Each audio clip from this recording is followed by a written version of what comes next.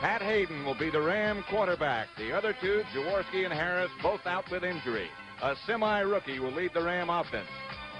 No rookie here is Fran Tarkenton, who owns just about every passing record there is, will quarterback the Minnesota Vikings.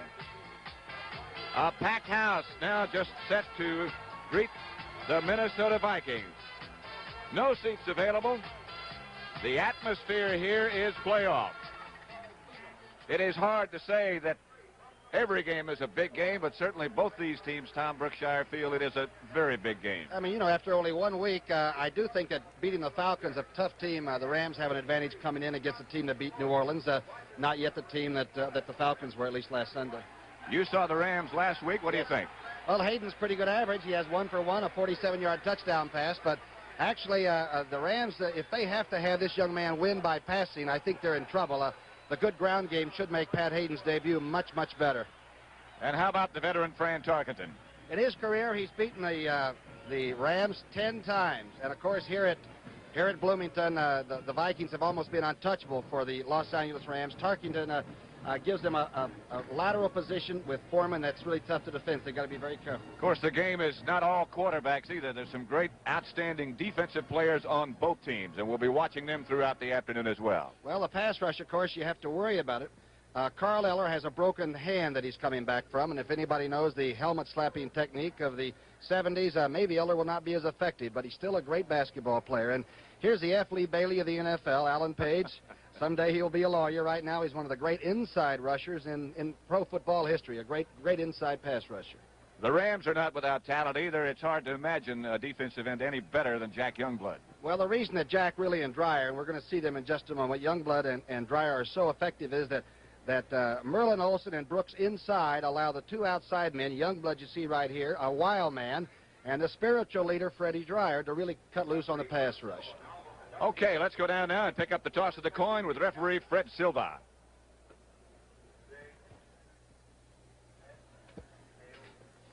Heads, tails.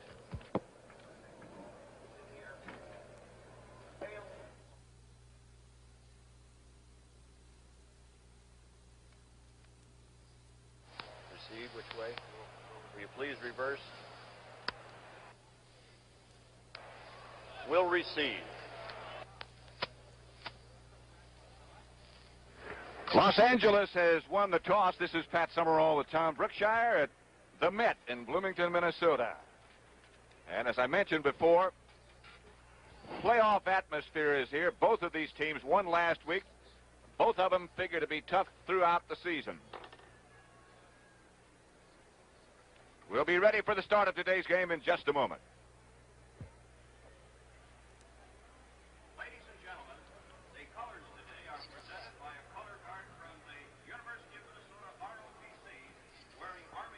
I couldn't hear that. Getting ready for the national anthem now. Colors presented by the color guard from the University of Minnesota ROTC, wearing Army uniforms vintage 1820.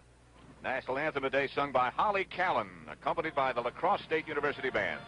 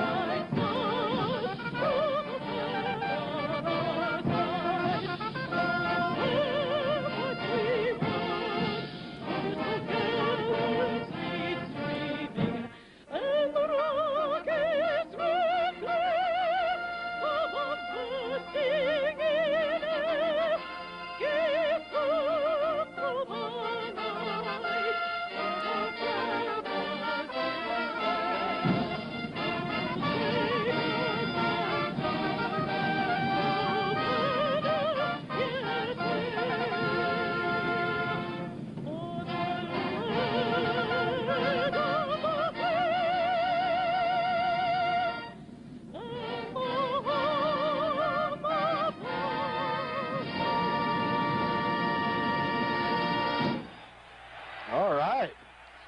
Pretty good effort.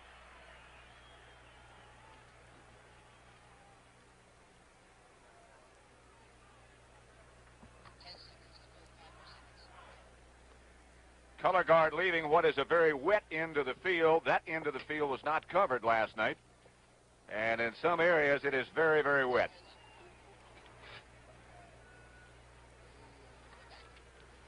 Temperature of 73 degrees, a north wind of 12 miles an hour at the back of Fred Cox, who will kick it off. 20% chance of rain and diminishing. There is head coach Bud Grant of the Minnesota Vikings. Very unemotional gentleman. But they have an easy way after this football game. The Vikings have what I think to be the easiest, easiest division titleist schedule of all of them. I think they have an easy road from here on till Pittsburgh. Dwight Scales and Freeman Johns back deep in a position to handle the kick. And it is going to be Freeman Johns at the 6. Pretty good wedge set up. Johns outside the 35 to the 38 before the Vikings pin him down. Stopped by Robert Miller, number 35. Rookie from SMU, that's Freeman Johns. Again, Fred Cox has been around a long time and is the all-time active scorer, but his kickoffs are pretty short. Let's set that offensive lineup now. You can see Big Doug France at left tackle, Tommy Mack, who's been there for 11 years at left guard, Rich Saul at center, Dennis Harrow, the big second-year right guard, and, of course, John Williams right here from the University of Minnesota at right tackle. And that's the backfield. Pat Hayden from USC is the quarterback, backed by John Capoletti and Lawrence McCutcheon. And Capoletti gets the call and gets about 8 yards. That's what the Rams want to do, though, Pat. They do not want to have to throw. They would like to use Capoletti and McCutcheon, much like they did a week ago. That time, it looked to me like the Vikings overran it, that Viking defense, and Cappy, like you say, started for about 8. There's Eller, Sutherland, the Thrasher. Of course, Alan Page and Jim Marshall. Jim Marshall. That's the secondary. You saw the linebackers, and that's the way they'll stack up throughout most of the game. Second down play for the Rams, and Hayden gives again to Capoletti, running to his offensive guard. And the Vikings stack it up. He ran into Dennis Harrod, who got held up getting out. Had a little trouble with Alan Page, too. They ran an over defense, which means that Alan Page was on Rich Saul's nose. I don't know if you've ever seen Alan Page up close, but that's scary to have him right on your nose. He does get close. He's offsides, I think, coming out. And so quick off the ball. A loss of about 3. It's 3rd and 6 now. The opening minutes of the game between the Rams and the Vikings. Perhaps Pat Hayden's first pass of this game. He only won last week. No pass. It's Capoletti. He's hit by Page just as he got underway. He collided with Hayden. And the Rams will have to punt. Rusty Jackson will come in. Doug Sutherland finally made the stop. I think there was a chance they could have called illegal procedure. It looked to me like McCutcheon had taken a false step and didn't quite come to a hold on his stance. By the way, this young Jackson, the rookie, really did a great job of punting last week against the Falcons. But he takes about 3 steps, Pat, and look out for a rush by the Vikes before this one's over. Leonard Willis is the lone safety man for Minnesota. Rusty Jackson to punt a fast snap. He got it on the hop and got away a respectable kick. Fair catch signal. Let's see, put up the hand. That was Autry Beeman, the backup safety man for Minnesota, and Tarkenton. And the Vikings offensive unit will take it over. We'll run down the offensive line for you in just a second and also check out the Ram defense. Here's the offensive line for Minnesota. Steve Riley, Chuck Goodrum, Mick Tingeloff, Ed White, and Ron Yeary. A veteran group there, too. There's the backfield. McClanahan, Foreman, of course, Fran Tarkenton. He's been there forever. Lash, Voigt, and Sammy White. Sammy White, the rookie. Throw back across the field to McClanahan. With Tingeloff out in front. He's up to the 40-yard line on first down. A pickup of about 8. Tarkenton against the grain right off the bat. Boy, Butch Robertson makes a super play at the right linebacking spot. Or that is a big gainer. Super play. Jack Youngblood, of course, and Dreyer at the ends. Merlin Olsen and Larry Brooks inside. 2 very fine professionals. Reynolds, Hacksaw in the middle with Rick Kay at left. And Butch Robertson, who just made a tackle just in at right. There's the secondary. And a pretty good secondary it is. It's quick. Sammy White goes in motion on second down, and Chuck Foreman gets the carry. Wrapped up by Youngblood, stopped finally by Brooks. Not first down yardage. Foreman just barely got back to the line of scrimmage. Might keep in mind that the Rams do have Rick Kay and Monty Jackson and Perry, two young cornerbacks. Perhaps the Vikings will try to do the sprint out that Fran is so famous for, where he'll sprint out and then unload it to Foreman in the flat, or maybe hand off the way they do on that misdirection play back inside. 3rd and 3. No pickup by Foreman on that last carry. Foreman again to the outside, does not get it. Jack Reynolds and Isaiah Robertson on the stop.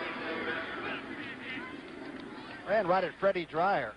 We were talking before the game. Freddie's only about 220 pounds at 6'6", but plays the run a lot better than a lot of people would like to admit. He is not what you would think of as a giant defensive end. Not enough for first down for Minnesota on their first offensive series. So Neil Clabo. And back deep for the Rams, Jim Bertelsen, number 45. He is the good hands. Rarely does he fumble. Clabo.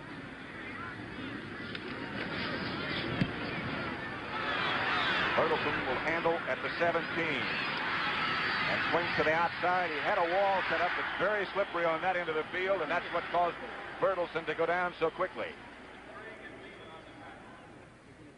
So with 10 minutes and 56 seconds left in the first period, each team's had the ball once, and we have no score.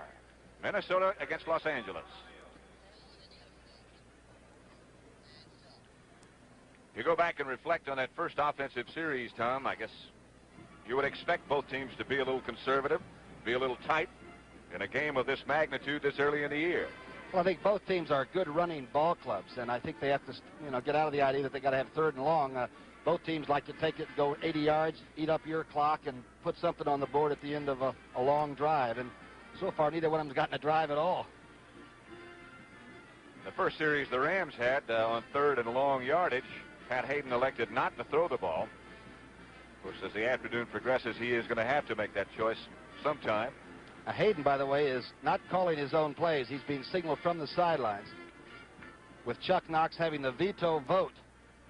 But I don't think he would exercise it. Both coaches like to delegate authority, and they do it very well. And there, of course, one of the defensive stalwarts of the Minnesota defensive unit, Alan Page.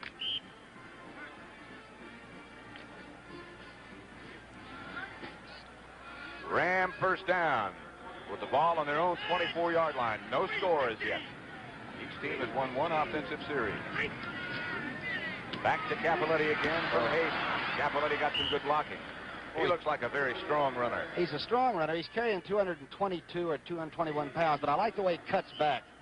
Some backs have a natural instinct to find it where it is, and Cappy seems to have that. Good block by Hara. Jeff Wright finally made the tackle, and that's what you don't like to have happen too often when those safety men have to run into a tank like Cappelletti. 2nd and 3.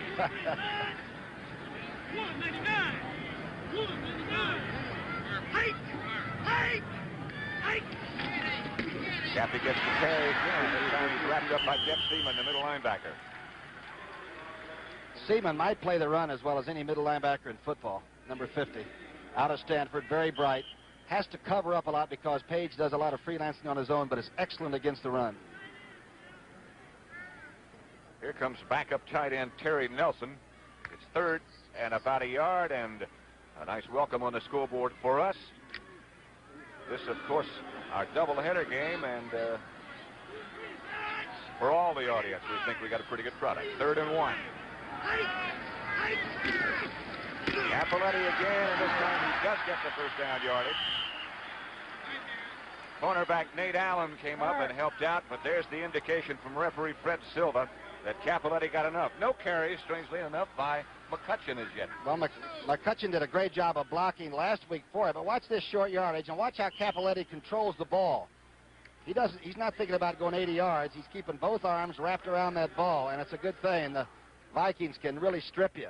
I don't mean of your clothes, but of the ball occasionally. Nate Allen and Jeff Wright made the tackle. It's first down Rams, the ball at their own 35-yard line. I've seen them take some clothes, too, now that I've thought about it. I think you're right. It's back to McCutcheon. He breaks one tackle and slips down. I believe it was Wally Hilgenberg that came back and hit McCutcheon. He's still down. It is Wally Hilgenberg. Now watch the left part of your screen. This is a toss, a straight toss back. Saul's in the center position blocking. Cappelletti has not been able to get into the play, and Hilgenberg was across very early. Actually, McCutcheon just ran on the sides of his shoes where there are no cleats, right? And just simply slipped down. Hilgenberg tried to get up and couldn't. Went back down on his knees again.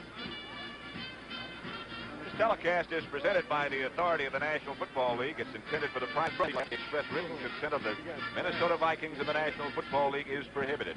Well, there's a great 13-year veteran. You know, he came here from Pittsburgh, actually, after graduating from Iowa, and he has just played the greatest football. In fact, his interception a couple of years ago kept the Rams from winning the championship right in this very stadium. Right.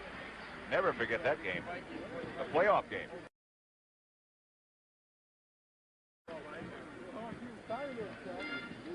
It'll be second down.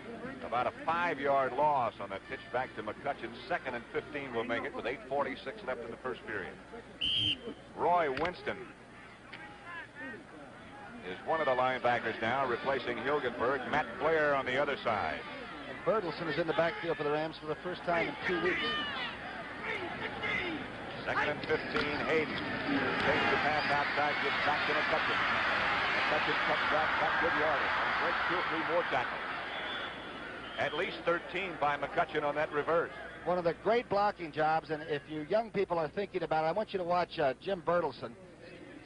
Watch Bertelson make this block to the top of your screen now. He'll get Carl Eller going out, which he should do because Keller sees it's the reverse around. And just to the left of there, you'll see Bertelson stay with the block. This is called continuing the play. And, of course, McCutcheon is such a super savvy runner. He picked it up and cut back inside.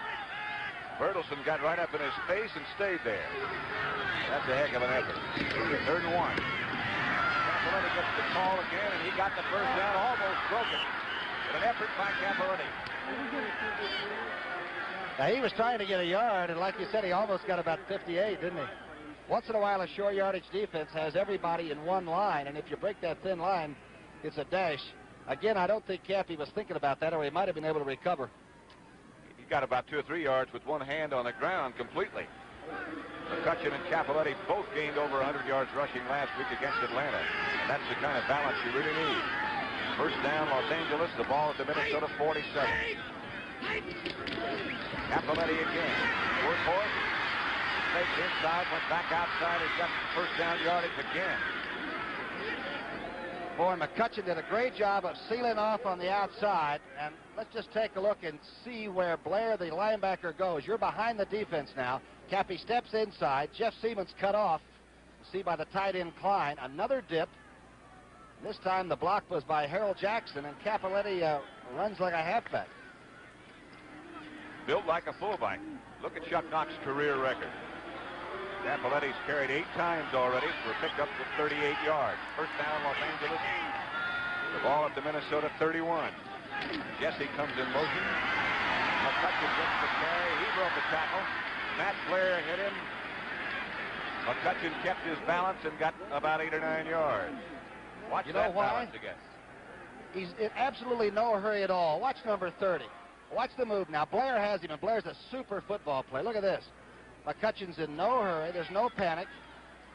And great success. Boy, they've got a tandem of running backs, I'll tell you. Okay, though, 2nd and 2 will make it. Word from the Viking bench is that Wally Hilgenberg is fine. No problem. He'll be back. Hayes to McCutcheon again. McCutcheon has the first down for Los Angeles. Stopped again by Paul Proud. And this time it was Capoletti blocking for McCutcheon. Hilgenberg, by the way, is back in the game already. So obviously he is okay. First down, Los Angeles. The ball now to Minnesota 18. We have just over 6 minutes left in the first period. Bud Grant. And really hasn't been able to put any pressure on the rookie quarterback. Yet. Has not thrown a pass yet. First down for Pat Hayden and the Los Angeles offensive unit. To Capoletti again, and Cappy's straight ahead bangs into the secondary down inside the 10-yard line. Hit by Jeff Wright. He dragged him about 3 yards, close to a first down.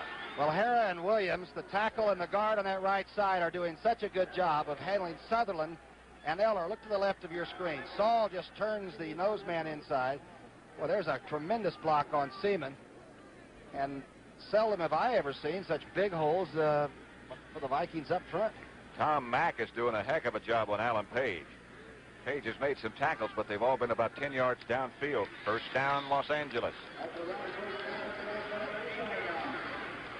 Take a look at it. This is inside football. It's not cute. It's not fancy. It's effective. Fullback follows the halfback in. Tough. Mack pulled that time, cut up through the hole, and cut down Jeff Seaman.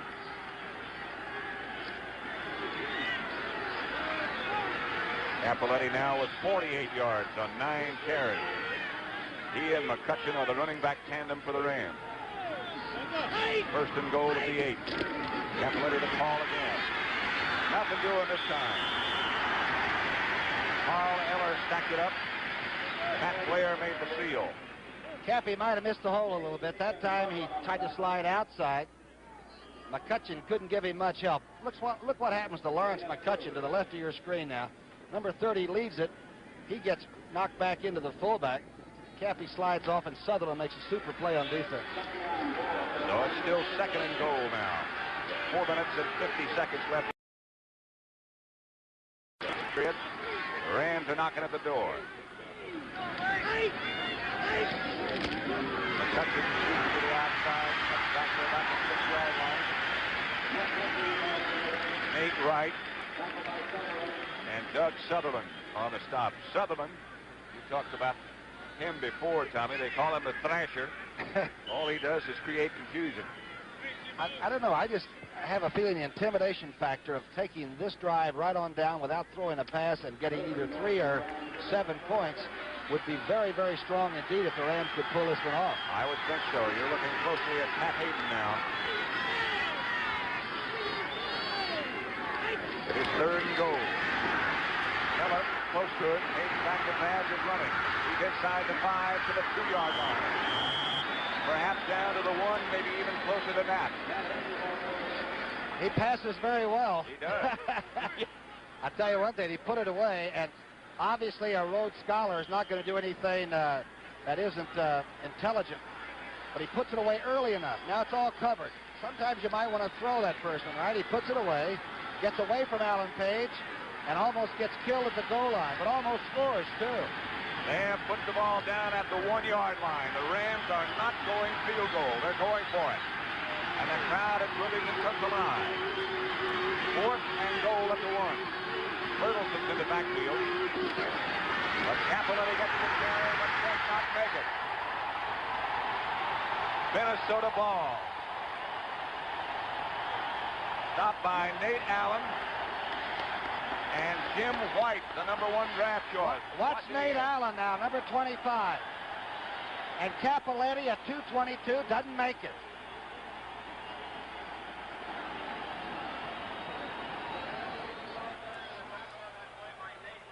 A very impressive-looking drive by the Los Angeles Rams, but they get nothing out of that.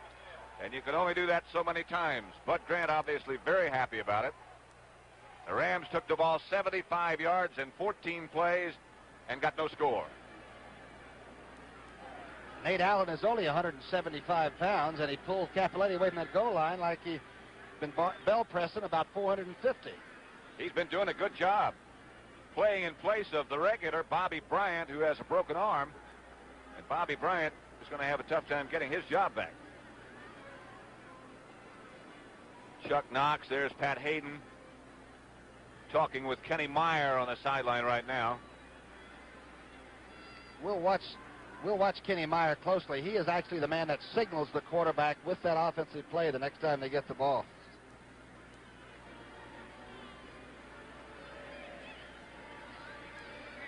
So Minnesota has the ball after stopping that drive by Los Angeles. Let's check out some of the other scores. New England upset Miami 30-14. Very impressive fashion. 15-0 St. Louis over Green Bay.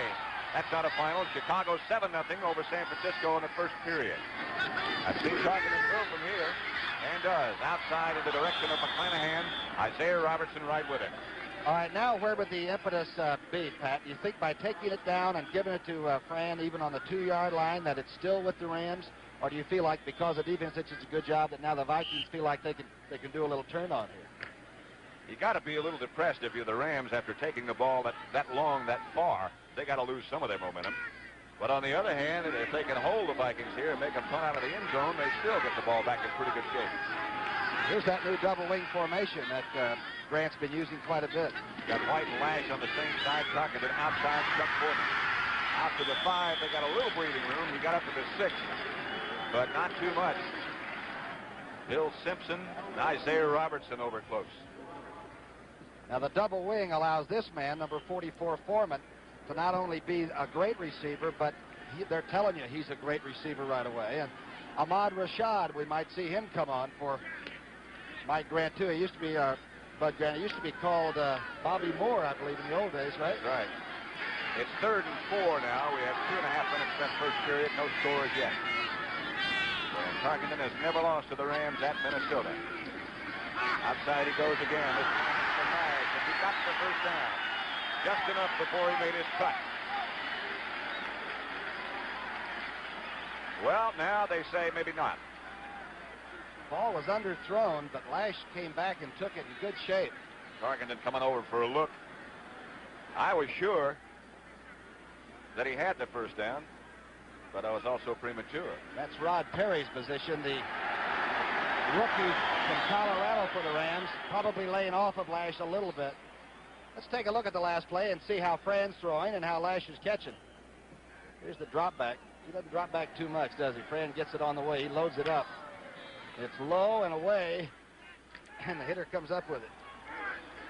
First down yardage, the ball out at the 11. They just barely got it. The running backs still McClanahan and Foreman. Just 2 minutes left in the first period. No score. McClanahan bangs for a couple. But the Rams are awfully tough in that direction with Merlin Olsen and Larry Brooks in the middle of things. Brooks might be the most underrated defensive tackle. He's probably going to go to the Pro Bowl for the rest of his life, but I'm just telling you, Larry Brooks makes that whole defensive line for the Rams tick. He's very smooth, never overcommits number 90. And that time when Goodrum tried to go over and put a trap block on Olsen, he dragged Brooks right into the play, no gain. It is 2nd down now as Tarkenton brings his offensive unit out.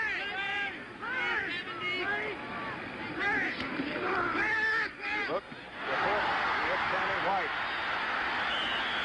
a rookie from Grambling, and he's the man that they hope will take the place of John Gilliam. He's been coming on.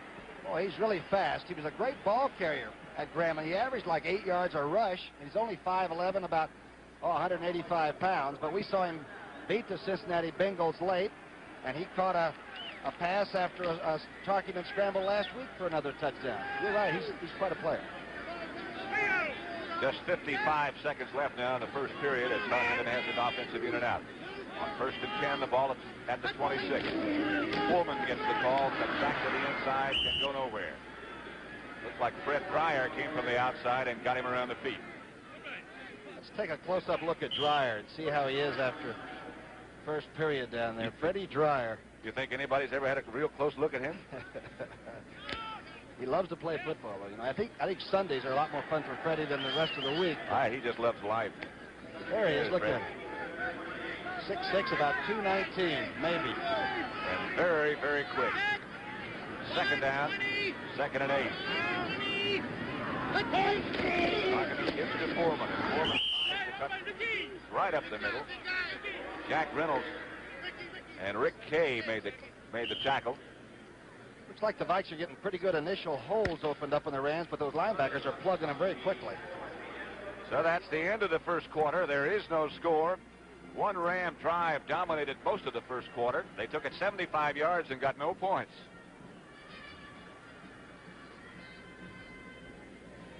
Los Angeles and Minnesota, two teams that have dominated their respective divisions in the last few years. The Vikings almost always atop the Central Division, and the Rams for the last 3 after the West, the NFC West, belonged to San Francisco for a while. The Rams the last 3 years since Chuck Knox has been there have been alone at the top.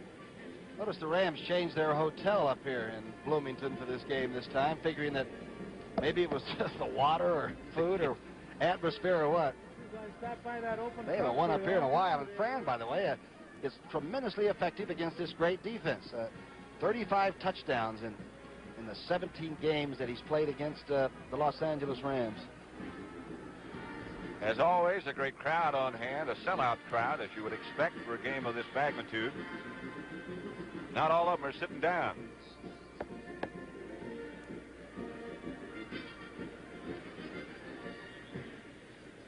That looks like a rock group sitting up there with those funny-looking hats. You see that group up in that stands there? They were in the parking lot early today. It is third down as Fred Dreyer looks at what the Ram defensive unit has challenging it right now. Third down and 6. The ball at the Minnesota 30.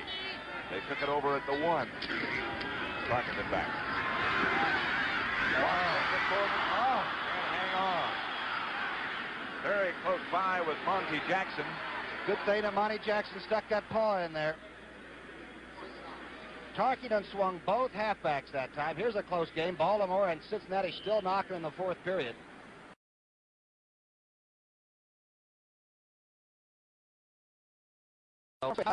Butch Robertson took and left, and it was wide open had it not been for the young cornerback Jackson. On 4th down, Neil Clavo will punt for the Vikings. Jim Bertelsen back in single safety for Los Angeles.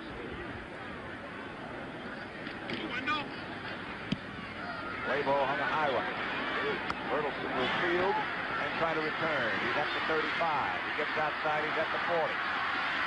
Close to midfield is Jim Bertelsen, the steady one from Texas. So the Rams will take it over in reasonably good field position, just inside the 50-yard line, where Pat Hayden leads the offensive unit onto the field.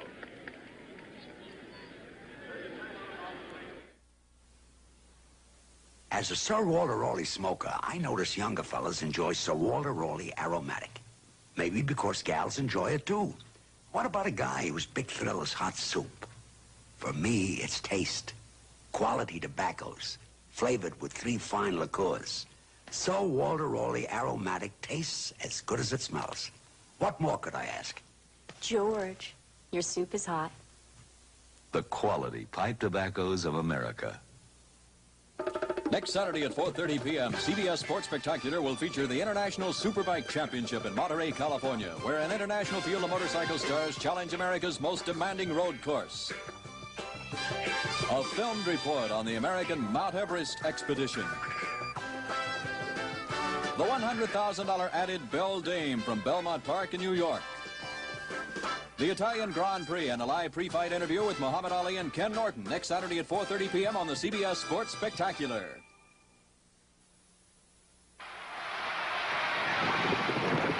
Sometimes you have to take things into your own hands on the football field. Brian Hall took things into his own hands recently and probably saved Kevin Butler's life. After his friend severely cut an artery in his arm, Brian used his Boy Scout training to quickly stop the bleeding. The Boy Scouts, another agency that benefits from your support of the United Way. Thanks to you, it works for all of us. The United Way. The preceding public service announcement was brought to you on behalf of the National Football League. In the first period, the Vikings had it 4:59. On 1st down, Los Angeles, McCutcheon gets the call from Hayden.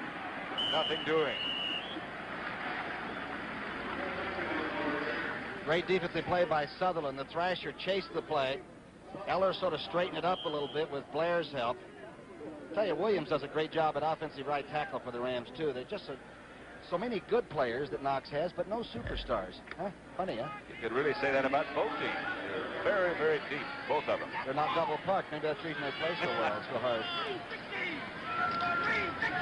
2nd down, about a 2-yard pickup. Hayden back to pass and throws to McCutcheon, who's wide open in the middle. He's down to the 35-yard line of Minnesota. Plenty of yards for a 1st down before he's stopped by Nate Allen. Pretty good ball handling by young Pat Hayden, the kid from West Covina. He puts both backs into the passing play. Now watch him fake first to the fullback. Here's the play now. There goes Capoletti through to draw the linebacker outside, and McCutcheon followed him right across the middle and turned it up. You can see that the trailing back had a lot of extra running room, and number 30 isn't shabby at all once he gets his hands on it. I'll say he is out getting a rest right now. Capoletti and Bertelsen, the running back tandem. The offensive tackle, Doug Krantz, I believe, moved for Los Angeles. Flags are down all over the place. That'll be the first penalty of the game. That Krantz is so big. Let's listen to it here. False start. Doug False France is so start. big. He ran by our camera on the sidelines, and you could tell that something was moving in the area that caused it to be disturbed. He is real, but he's not ponderous. He's got good speed. I thought it was sundown when he went by. He blocks out everything. First and 15, the ball at the 39-yard line of Minnesota now. And Capoletti gets the carry and gets some good yardage. Boy, you get everything he's got to offer, don't you? Every day of the week, and the great thing, we've said it a lot, is that he was patient. When Chuck Knox said, I'd like to use you, kid, but even though you're #1 draft choice and you've won the Maxwell Award and the Heisman Award, I got a lot of good people out here. Just sit and wait. And he waited. This is his 3rd year, and now he is the man in there with McCutcheon. Right now, it's Bertelson. It is 2nd and 8 with 12:55 left before the half. No scores yet. Takes to Bertelson. Hayden comes out. Capoletti picked off by Matt Blair, the linebacker, lateral back. Blair made the interception. Lateral back to right.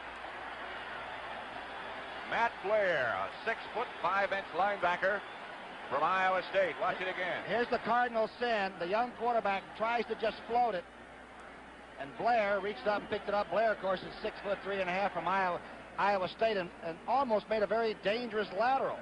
Blair almost gave it back. Jeff Wright was able to hang on, and the Vikings take over at their own 45-yard line. The crowd comes alive. First and 10 for Tarkenton. He's going to throw. Rolling right is Francis. Throwing in the middle. Boyce. The mystery tight end. About a 9-yard pickup. Stopped by Jack Reynolds, the middle linebacker. Again, the Vikings are not a laterally adept football team, but with Fran sprinting out and throwing back and this kind of nitpicking, as we call it, they can drive a good defensive club crazy. And Reynolds, by the way, really sticks Mr. Boyd. 2nd and 1. Foreman and McClanahan behind Tarkenton. McClanahan gets the call. Maybe he got a first down, but not much more. Met by Larry Brooks in the middle of the Ram defense. How about Mick Tingeloff doing a great job down there blocking. Had a bad shoulder last week, but still decided to play. Now, he started 288 consecutive games, preseason, postseason, the whole thing here. That is absolutely incredible. He and Jim Marshall both have got some remarkable statistics about consecutive games played. Marshall will tie George Blanda today, by the way. There's Tingeloff. I think he's got kids who are about ready to be drafted. On first down, Tarkenton goes through to the direction of Flash. Flash slips in. Stanton White and take it back. Flash is on the other side of the field. There he is, number 82. It's going to be an interference call against the Rod Perry. Rod Perry. Perry's the young defensive back from Colorado. It looked to me like the ball was thrown, in a lot of haste by Tarkenton. Watch Tarkenton slip. But he has the young man going up. He slips and throws a bad ball. But underneath there, young Perry must have tripped him. Boy, the official's right on top of it. Even if it's not intentional, it's trippy. Ball goes down to the 15-yard line of Los Angeles. After that pass interference call against Rod Perry, it's first down Vikings. We have 11 minutes and 15 seconds left before the half. No scores yet. Tarkenton back again. Looks to the outside. He might take off with it. Waving people around, and down he goes. Larry Brooks behind him. Don't tell me Tarkenton doesn't know what's going on out there.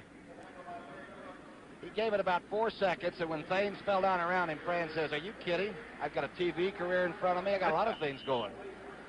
You get the impression that Tarkenton knows exactly where all 22 players are on every play. I guess that's the reason that he hasn't been hurt. We always say, how can you, be the scrambler and not be injured? But these guys have been chasing him around like others for 16 years, and they ain't got him yet. Worst thing can happen to you is play the Vikings on a hot day. You're a defensive lineman. You're going to spend much of that day chasing him around. 2nd and 12. Back again. Outside, White. And White gets out of bounds. Knocked out of bounds by Rod Perry. The corners are not tall for the Rams now. Rod Perry, the young man that just made that tackle and had that interference, is only 5'9". Monty Jackson is only 5'11" at the other corner, so they do not have height. They have instinct there, and they have quickness. Right now, the brain trust for the Vikings are going to try to take advantages of whatever they can find. Rams take out Rick Kay and bring in an extra defensive back. Pat Thomas comes in. It's the biggest play so far, Patrick, right now. 3rd and 11. Ball at the Rams 16. Parking it back. Outside in the direction of White. Nothing doing there. And I would imagine we will see the doctor, Fred Cox. The old chiropractor will come in. And by the way, they tell me that he's been trying to work on some of the Vikings, and the team doctor is almost having him thrown out of the training room. He'll hang you by your thumbs, you know, but he's been a great kicker and now is the all-time scorer among active players in the National Football League history. So Paul Krause will hold. You put it down at the 23. You add the 10 because the goalpost is back. Of course, it's 33 yards for Fred Cox. In the right direction. He got it.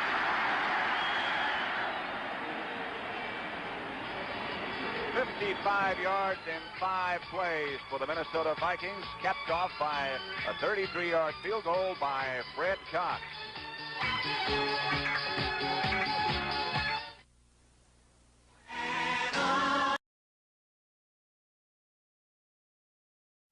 Cox will kick it off for the Vikings in the direction of Freeman Johns, White Scales, and Cullen Bryant. Off the side of the foot, it's going to go out of bounds. Go back up 5. Next Saturday at 4:30 p.m., CBS Sports Spectacular will present an exciting show featuring the International Superbike Championship from Laguna Seca Speedway in Monterey, California, where an international field of motorcycle stars challenge America's most demanding road course. Also a film report on the American Mount Everest expedition, the $100,000 ad at Beldame for mares and fillies, 3-year-olds and up, from Belmont Park in New York, and the Italian Grand Prix, where Nicky Lauda makes his return to racing, and also a live pre-fight interview with Muhammad Ali and Ken Norton, all coming up next Saturday at 4:30 on the CBS Sports Spectacular. Ali and Norton live? You think they can test a deal like that and try it? That's a full afternoon. Fred Cox goes back to the 30. He is not kicking the ball real deep on these kickoffs, which could give the Rams a decent run back. Freeman Johns moves up, and again it's the Skipper. White Scales with the ball back. Scales struggling, trying to find some running room, gets back to about the 31-yard line. He is stopped by Chuck Eckern, I believe. He's done a heck of a job on special teams for the Rams in 2 weeks. Pat Hayden's got those funny-looking stats. He's now 1 touchdown pass a week ago, 1 attempted pass that he ran down to the 1-foot line, and then 1 interception, right? Dallas and New Orleans in the 4th period. The Cowboys, who rolled last week, are doing it again. Hank Stram, our old buddy, is having a tough time with the New Orleans Saints on 1st down. Hayden gives to Capoletti. Capoletti runs into Eller and Blair. There's nothing doing. Jeff Seaman also helped. The Vikes really seal it off that time. No more dipping to the inside and getting to the outside like the Rams did in that 1st period. Blair and Eller that time just stood their ground and sealed it off. They lead 3-0. Remember now, Ron Jesse and Jackson, the 2 receivers that are now split, are excellent. But Hayden may not want to open up down his own end. Jackson is right, Jesse is left. Hayden brings it back to Capoletti. Capoletti gets about 6. That 2 years of rest he had may come in handy. They keep working him like this. Denver 6-3 over the Jets in the 1st period. Jeff Seaman made that last tackle. We have 9 minutes and 20 seconds left before the half. Minnesota leads 3-0. 3rd down and almost 5. Will Hayden throw? That is our question. That's Capoletti and McCutcheon behind him. That's Pat Hayden. McCutcheon looks for a 1st down. You see him take a look over at the marker just as he's on the way down to see if he had enough. Just depends on the judgment of the official where they mark it. Right now, it doesn't appear that he did get enough. Oh, that was a good tackle and a sure tackle. Now Not even close enough to measure. McCutcheon still standing there arguing, looking. Nate Allen made a super tackle on number 25. That's 2 of them. The one on the goal line was by number 25. And watch this play. Again, Hayden's a little tight throwing the ball. We watched him warming up. He wasn't, but he's already thrown an interception. He sort of forced this one. He could have zipped that ball a little bit, too. Good defensive stand there by the Vikes. Carl Eller was looking down at him just as he let it go. Rusty Jackson in the kick. Yep. It's going to be Willis at the 18. Around the corner. Oh. Tackle made by Kevin McLean. And if he hadn't got the hand, the Vikings had something set up there. With 8:29 left before the half, it is 3-0 Minnesota.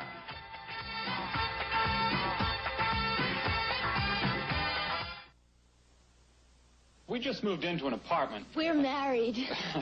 We want to paint our living room. Use Benjamin Moore's Regal Wall Satin. Great latex paint.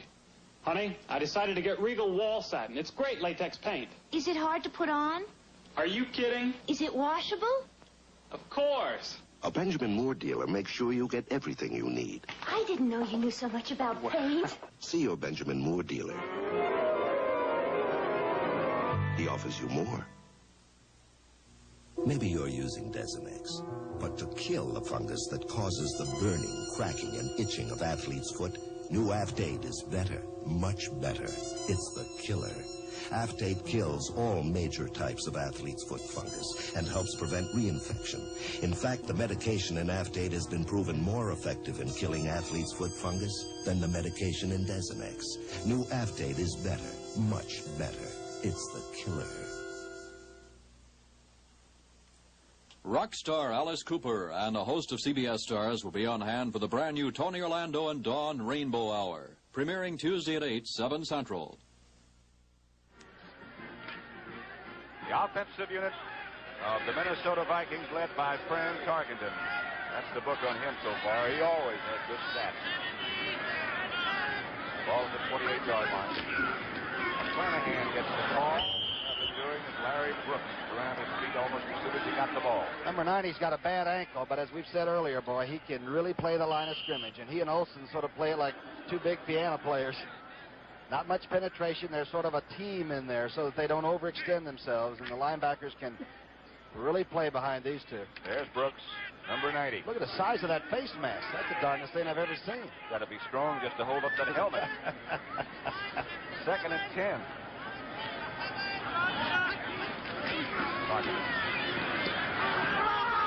Deep in the direction of Sammy White, and White broke off the pattern. He didn't do what Francis thought he was going to do.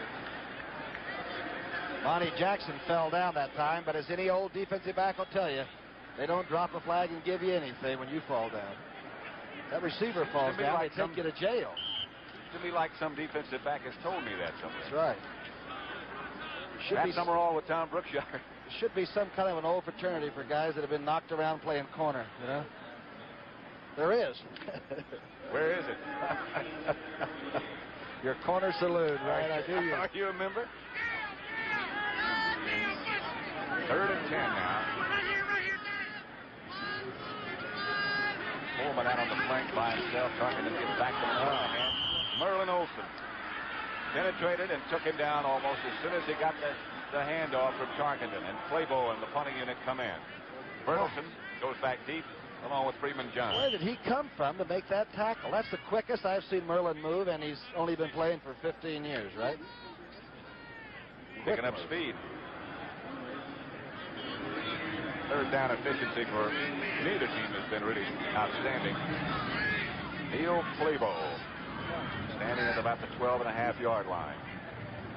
Bertelson and Johns deep for the Rams. Good kick. Going to be Bertelson. Going to be Johns. As soon as he caught the ball, Quinlan Hall was right on top of him. They did a little Alphonse and Gaston over who was going to handle the ball, and they were lucky that they didn't come out of that with a fumble. Quinlan Hall made a great play. 3-0 Vikings.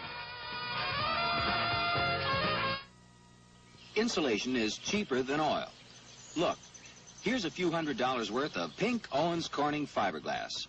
Add a 6 to 12-inch blanket to an average uninsulated attic, and look what you'll save on heating and cooling in the next 20 years. Depending on where and how you live, anywhere from $1,000 up to $5,000 in oil, gas, or electricity. Get Pink Owens Corning fiberglass insulation, the best way to cut energy costs.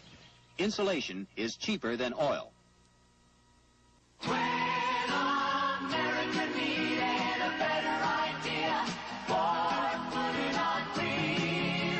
October 1st, Ford Pinto kicks up its heels with sporty new styling front and back, a sporty suspension for nimble handling, and new exciting options like rally instruments and a flip-up removable roof. Test one October 1st.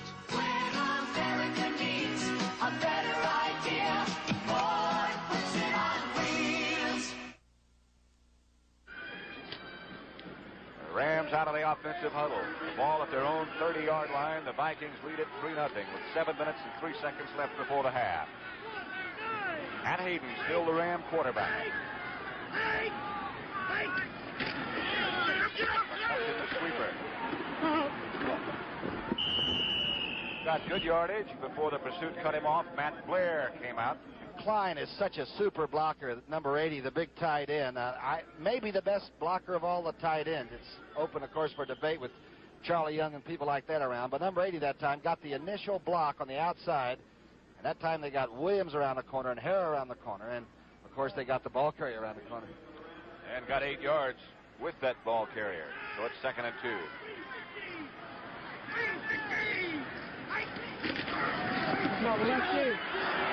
Capoletti bangs into the secondary.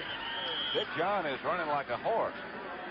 Boy, they're taking Carl Eller on that one and standing him up. Let's take a look at it now. Here's the way they call the offensive play. See if we can figure it out. There's the man upstairs calling it down, making all kinds of signals. They can wipe it off. They can make it a live call or a... I'll tell you one thing, I'm confused just watching them try to make it. Whatever it worked, it's a first down for Los Angeles. The ball inside Minnesota territory now at the 48. Hayden, McCutcheon. McCutcheon tried to cut back, slipped down. Finally stopped by Nate Wright. It's been so long since they had any rain up in this part of the country. They didn't cover the end of the field on which they're playing right now. They covered the infield, the baseball infield. So down in here, it's very wet and very slippery. In some spots, water is standing. Harold Jackson, by the way, is used as a decoy a lot. The speed, he ran the up that time and into the post and allowed McCutcheon to find a lot of room to catch that one. Rams have 100 yards rushing. Minnesota has just 9. Capoletti struggling. Met by Jeff Seaman and Alan Page. That's the way they get the message to Pat Hayden. From the man up in the booth upstairs to the coach on the sideline, and then Kenny Meyer, the coach, signals out to Pat Hayden. They do the same thing on defense. Through Tommy Catlin upstairs down to Malavasi on the sidelines. 2nd and 9 now. 4:40 left before halftime. Here's Hayden back with good protection this time. Now it starts to break down. He gets away from Sutherland. Fires deep in the direction of Capoletti. Capoletti had a couple of steps, but way over his head. Hayden made a good scramble, but threw that one halfway to Santa Monica, right? Hey, the young kid did exactly what Fran Tarkenton did about 15 years ago, breaking in. Cappy's no way he could have climbed a ladder and even gotten close to it. So it's going to be 3rd and 9 for that young man. Look at these young people you're looking at here. France in his 2nd year. Horton in his 2nd year out of Colorado. We're talking about quality players. And the Rams gave up on a couple of quarterbacks, Hadel and Gabriel, and traded them off for #1 draft choices, and they have real quality. The speed receivers come to the right together. Jackson and Jesse on the same side. Freeman Johns on the other side. On 3rd and 9. Hayden has spread out. Marshall was after him. He's going to try to run for that first down, and no way. He got about to the 30. There's Hayden. Those of you watching the Dallas-New Orleans game, welcome to Minnesota. And the game between the Rams and the Vikings. That's the final score now. Dallas 24, New Orleans 6. Cowboys have given up just 13 points in 2 weeks. They said that Hayden got up the other day at hazing, and when he was supposed to sing his school song, they said, "Who are you?" And he said, "Hayden." They said, "What school?" And he said, "Oxford University." Do they have a school song? I don't think so. They... The Colonel Bogey March. From way out will Tom Dempsey. With Steve Kreese holding, Dempsey will not get it there. Off to the left and short. And the ball, of course, now comes back to the original line of scrimmage, which is the 30.5-yard line, where Tarkenton and the Vikings take it over. They have picked up just 9 yards rushing against the Rams, but they lead 3-0. Scared you about the Vikes is last week. They ran 80-some-odd plays against New Orleans and had 24 chances for third down conversions. Boy, that's really long drives. Those are time-consuming plays and drives by this team right here. Tarkenton has White to the left and Lash to the right. He's going to throw. McClanahan drags Rick Kay with him for about 8.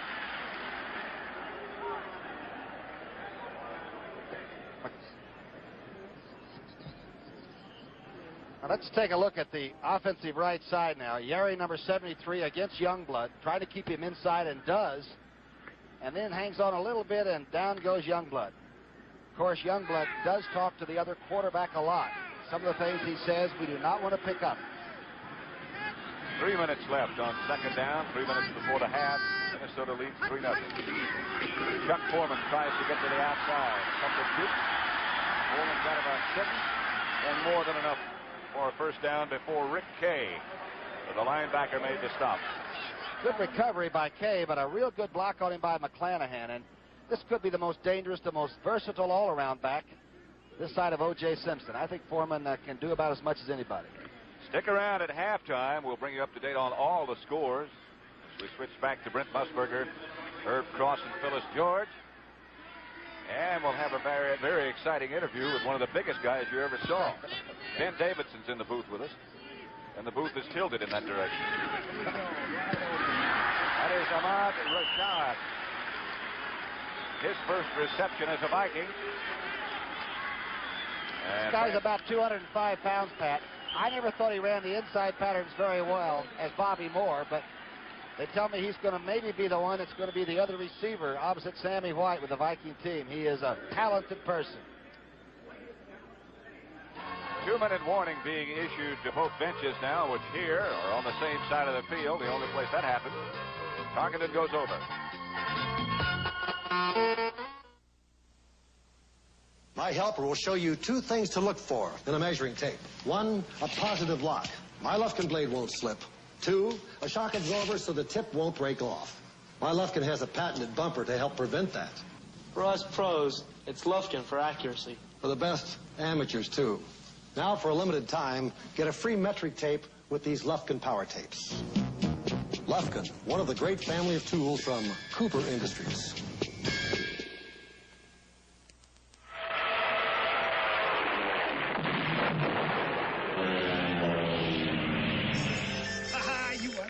You are beautiful. Come on, pal, I'll buy you a beer. 2 Old Milwaukee. That's my beer. Win or lose, you can always count on the great taste of Old Milwaukee.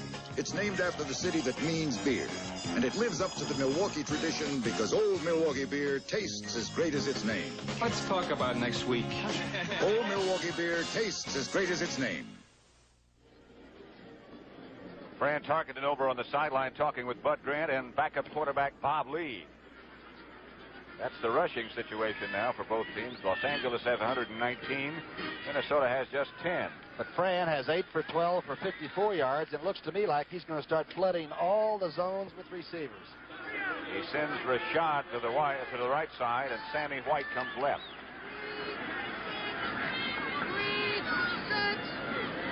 Second down. Gives to McClanahan. McClanahan swinging to the outside. A fine tackle by Monty Jackson. It's just tough to run against the Rams. They held Atlanta to like 60 yards rushing last week, and Atlanta hit them and banged them. And the Rams finally just sort of shook them off and blew them out in that fourth period. But you can see the Vikings are a pretty good football team, and they're not able to do much running in this first half. Vikings lead 3-0. A minute and a half left before the half. It is 3rd and 4. They're just in Ram territory at the 49-yard line. Tarkenton sends Foreman in motion to the right. He comes back. Outside it goes to Foreman. Gets away from Kay and gets the first down for Minnesota. Some athlete is Chuck Foreman. Dave Elmendorf made the tackle, but Foreman lunged for that first down. And Fran runs that almost like a darn handoff. Here he puts number 44 in motion and then sprints that way and then just gets the ball to him. It gets you on defensively. He's on your outside as soon as the ball is snapped almost. That's the way it feels. Now the Vikings have taken a timeout, and Tarkenton again visits the sideline to talk to his coach, Bud Grant. They still have 2 left. Now, Fran makes up all of his plays, really. He gets together with Coach Burns during the week and with head coach Bud Grant. But when Tarkenton jersey, and as luck would have it up here, the jerseys are as tough as the players. It held, and that's how he stopped the play. You can see that clock is still ticking. And now they start the clock again. They stopped it while some of the Rams are a little bit slow getting back, and the clock is running. Tarkenton goes back. Chased by Youngblood. There's a flag down as Foreman cuts upfield inside to the 30-yard line. I believe Eddie White grabbed Merlin Olsen, and it's going to be, a little offensive holding. It could be on Yeri, too. They might have had a double bubble over there. Could have. Let's see. You ever seen a tag team match? That's what we may see here. I look to the left of your screen now. 74 is working against Eddie White, the arm wrestling champion. There's Eddie pounding him with... We sure didn't see Eddie holding in there. Foreman had the first down, but it's all going to be called back. Let's listen. 73 offense, holding. Yeri and not Eddie White. And I guarantee you, Eddie, I apologize for even thinking that you might have done that. Youngblood finally got away from Yeri.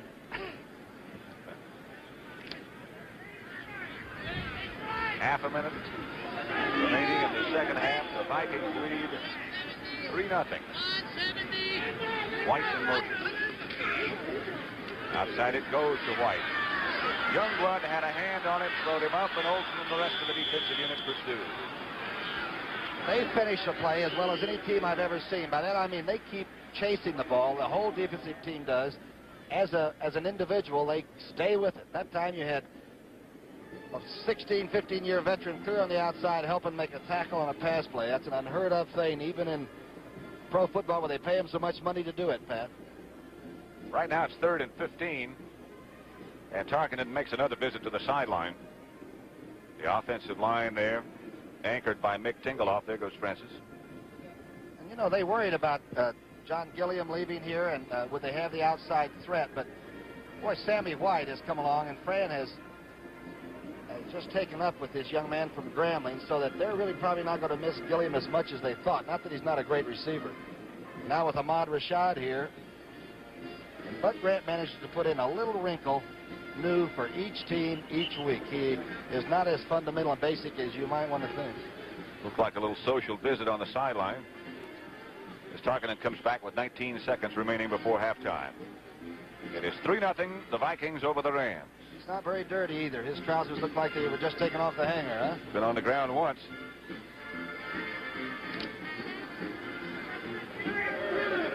Well, it'll be 3rd and 15 with the ball at the 47-yard line of the Rams. The Rams defensive backs very deep. Tarkenton looks one direction and goes the other. Now he's going to throw deep. Fires in the direction of Sammy White. One of the Rams just got a hand in there at the last second. Rick Kay and Simpson were close by. It was intended for White. And they have 11 seconds left now. Boy, Simpson just ran right through number 85. Simpson, of course, out of Michigan State a couple of years ago. He and Elmendorf might be as two good knocking a safety men as there are around.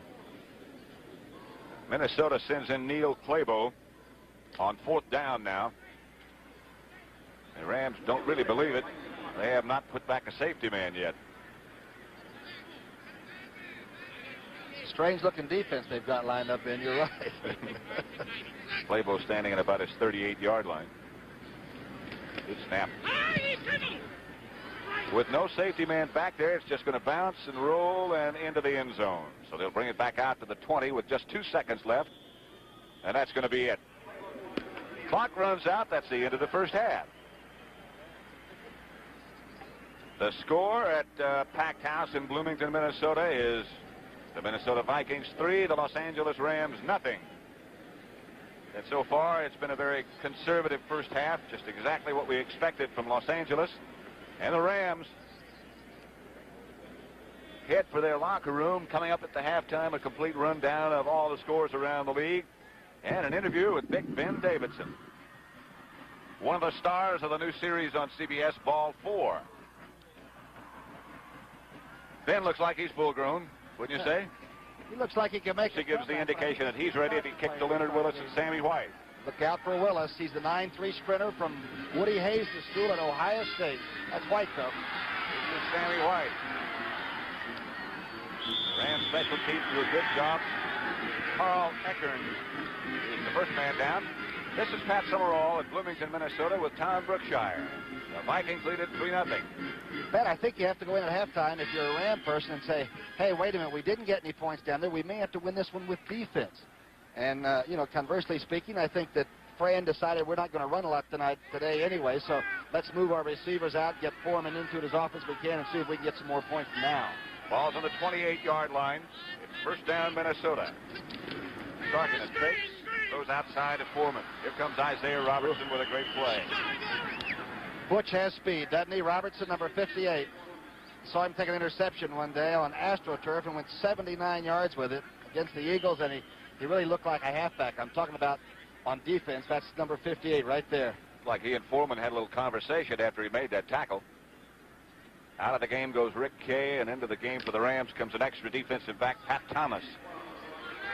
So it's going to be 2nd and 13. The ball at the 25-yard line of Minnesota. Just a little bit outside of that as you get a good close-up look at Francis Tarkenton. Spread out to the right. Outside it goes to White. Nothing doing. Rod Perry right with him. That Ram defensive unit has been most impressive. All right, and again now Fran has tried to get it to Foreman the first time, and then he used him as the decoy that time. Minnesota looks like if 44 isn't integrally involved in every play, they don't feel like they can really move it. Somehow he's in the operation all the time, and that's the reason he thinks he's worth so much money. 3rd and 12, and I think he is too.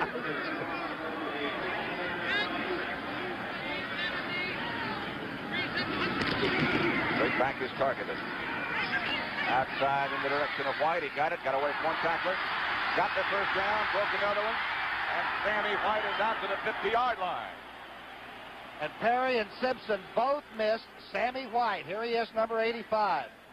Ask the Bengals about him. He beat them in a preseason game up here, and they thought the play was over. It's Perry, just a short out, Pat. Watch this. Okay, you're right behind the defense now. There's Olsen battling with Tingeloff and company. The short out throw. Now watch here's Perry now. Ooh, all he gets is the hip pads, and not much of those.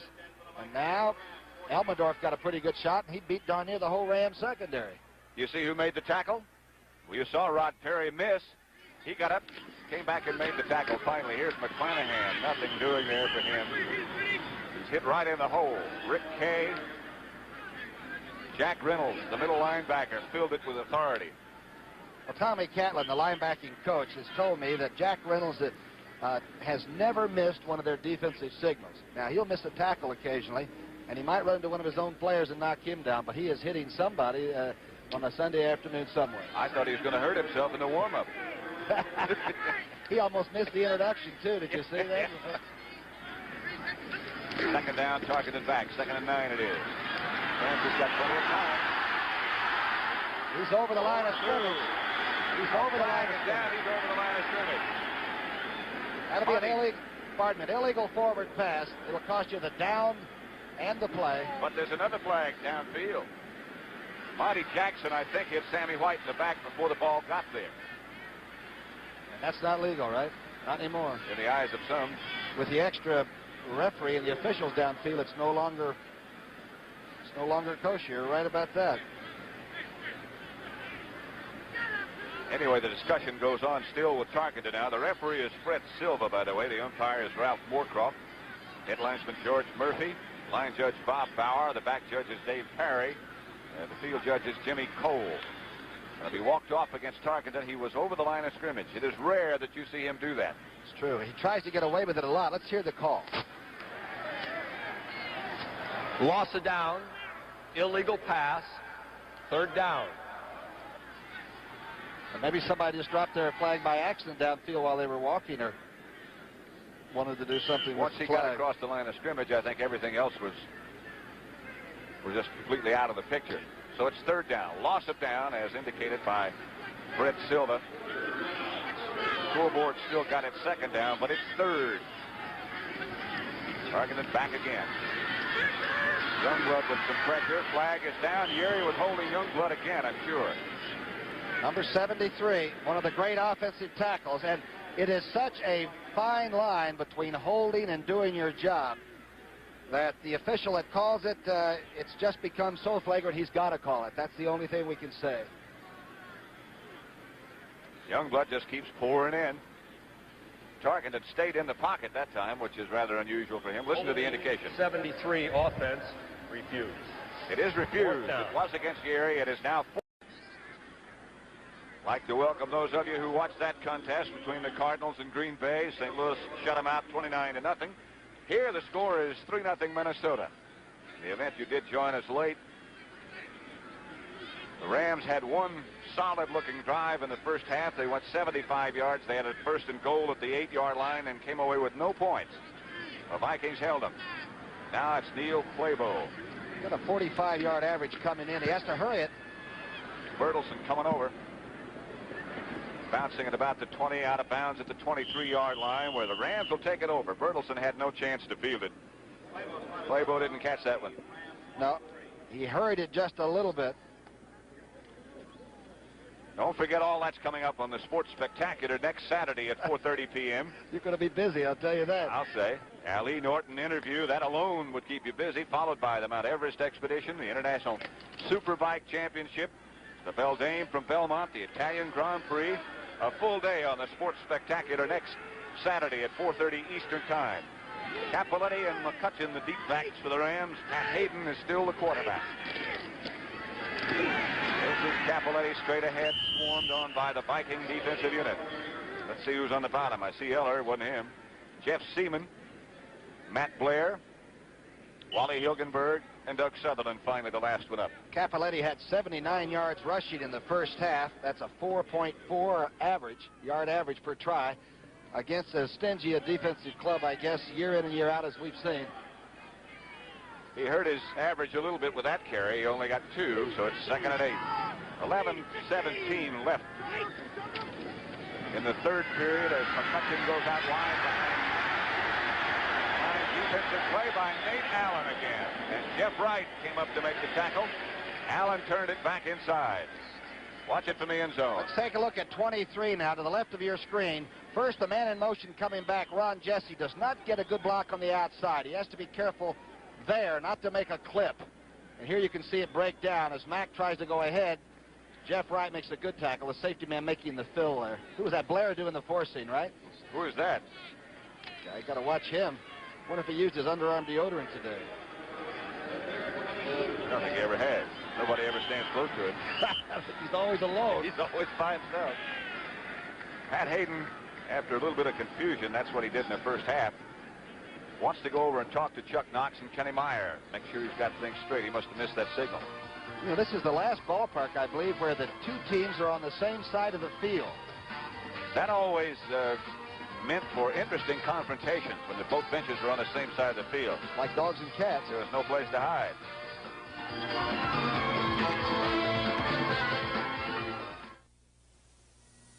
Hey, if you really love coffee, you got to see this. It's a brand new Norelco Dial Brew coffee maker, and it's got a brand new look. Isn't it a beauty? And the exclusive Norelco Dial Brew lets you dial coffee to exactly the taste you like. Light, medium, dark. And perfect every time. Only Norelco has Dial Brew. Look, you can pay less, you can pay more, but you just can't buy a finer coffee maker than Norelco.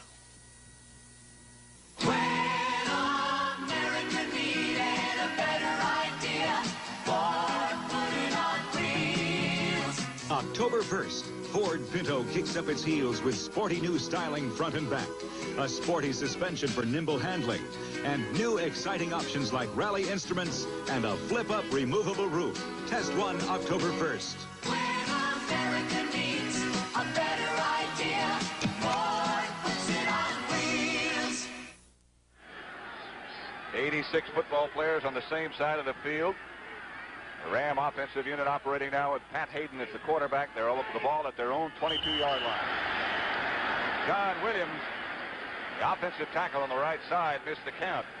I believe the man from USC is having a little poise trouble right now. The young quarterback, he just had to call timeout, and now he may have called the audible cadence wrong, because Williams has been there a while, and I'm sure he won't hold it against the young quarterback, but a little bit of nerves showing right now. A 3-0 game. Ball goes back to the 17, make it 3rd and 16. Vikings lead at 3-0. Typical NFC Central Division Minnesota hosted game. Here's the reverse again of McCutcheon. Hara out in front. McCutcheon chased down by Marshall and Jeff Wright. It's going to be 4th down now, and Rusty Jackson comes in to punt for the Los Angeles Rams. Jeff Wright made a tremendous play again, the safety man, who is really all over the field for Had a heck Bud of a day, Granstein. hadn't he? Yeah, yes. Leonard Willis is deep for Minnesota. He's the man they like to have handle the punts. And look out for him, as Tom Brookshire has been telling you. He is dangerous. Rusty Jackson hangs a high one. Willis goes up with a hand for a fair catch and does it. At the 32-yard line, Minnesota will take over. Neither team able to generate too much on offense. As the scoreboard would indicate, the Minnesota Vikings 3, the Los Angeles Rams nothing. Both going in are undefeated.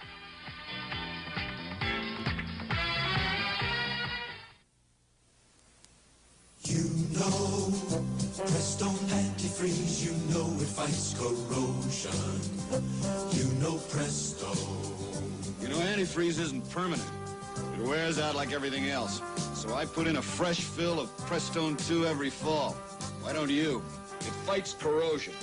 Prestone 2, you know it protects. This is my car, and I know Prestone protects. These are the cars that Ford built. This is the solid-state ignition that comes on the cars that Ford built. Ford Motor Company's solid-state ignition means no more points, no more condensers. You get a stronger spark for better starting, and your plugs last longer with solid-state ignition that comes on the cars that Ford built. Ford built. It's a lot of things that are good built. It's simple. Ford wants to be your car company. It has cooled off considerably in Bloomington, Minnesota, and the wind has picked up a little bit.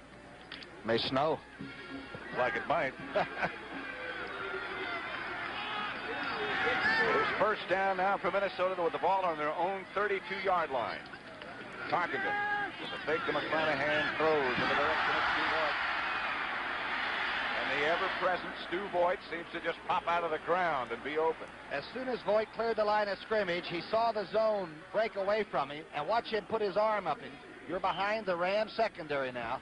Voigt will be to the left of your screen, and watch him. He may have his hand up as you see him. There he is. He's already put it down. But he was signaling for Fran is, we know what the defense is, and I got one, buddy. Get it to me. It's a mark of experience right there, a tight end or any receiver who has enough knowledge to pull up when you see you're running into zone coverage like that. That's what Voigt did. The handoff is to Foreman, nothing doing.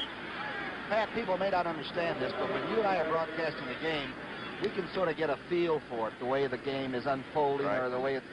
And the teams are having the same problem that you and I are, and I imagine the viewer feels it too, that there are misplays and then there's some great plays, and there's no continuous feeling to it right now, like they've got it going. You know what I mean? Nobody has been able to get too much going outside of that one drive that the Rams had.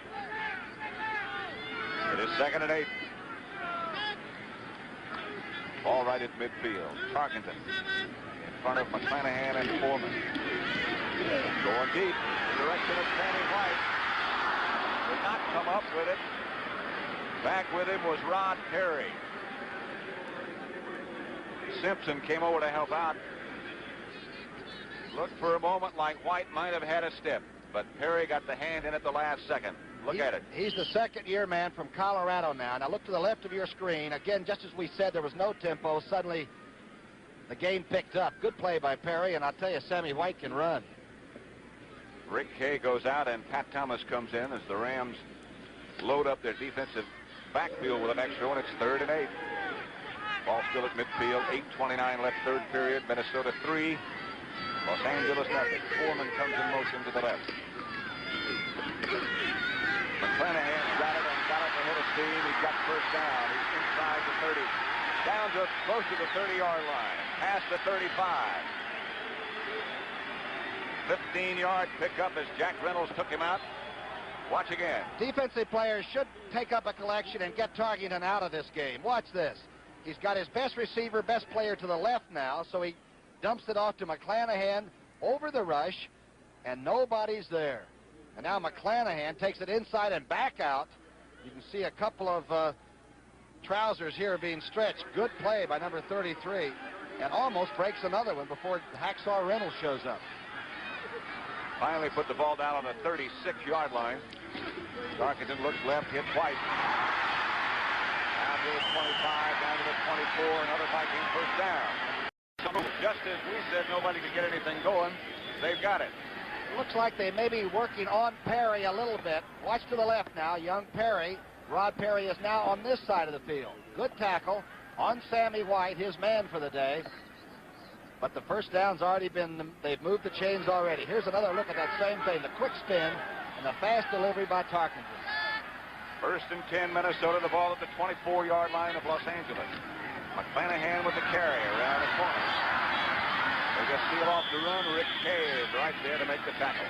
What a play. What a play by number 52.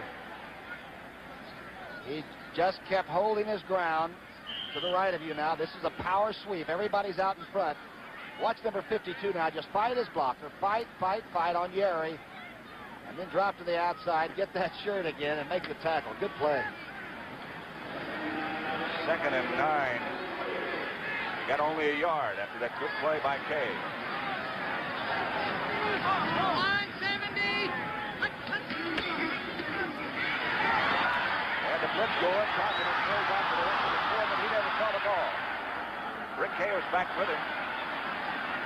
Reynolds, the middle linebacker, was on the blitz.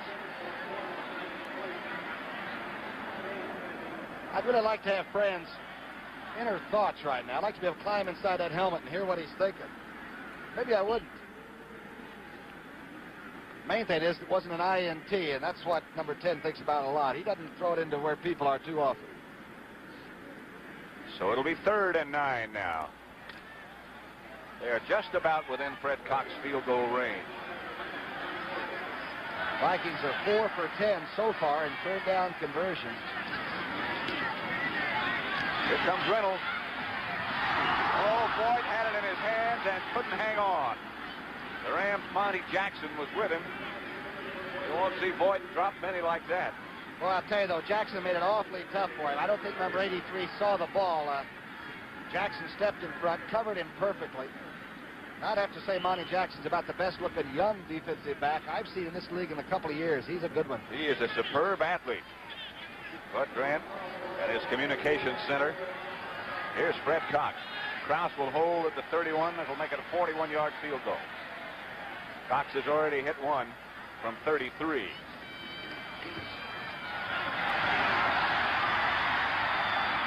It is wide to the right side. Not good for Fred Cox. So it's still Minnesota 3, Los Angeles nothing, in a game that obviously has been dominated from the very start by defense. Both defensive units just fine.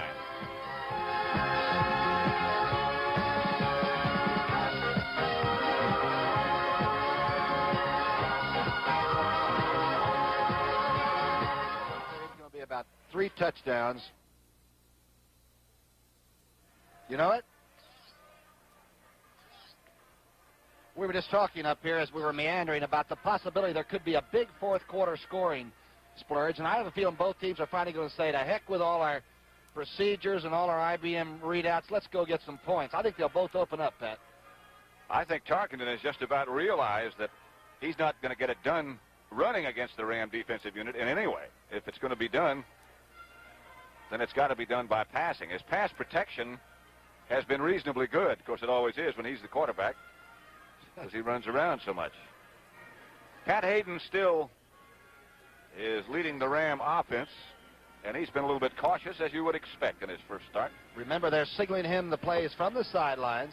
Bennett upstairs, down to the sidelines, and out to him. So all he's got to do is execute, but against a great defense. Ron, Jesse wide to the right. Jackson left. Neither of them has caught a pass. McCutcheon found some room in the middle. Marshall and Seaman finally took him down. Think about Marshall. This is consecutive game number 224 for him, which ties him with George Blanda. I'm not taking anything away from George, but George was doing a lot of kicking in some of those years. Marshall's been teeing it up as a starter. Isn't that amazing? Yeah. That is amazing. And still playing well. George had a lot of mental anguish. 2nd and 5. Jesse comes in motion. Hayden gives to McCutcheon again. Bounce. Rattle for about 5. Alan Page finally made the tackle. First down, Los Angeles. Take a look how big that offensive line is for the Rams. It is not large. It is immense, and it is young, and it is well coached. And that Rich Saul in the middle, he had to wait like 4 years to play because Kenny Iman was there. When Iman retired after 14, Saul got his chance.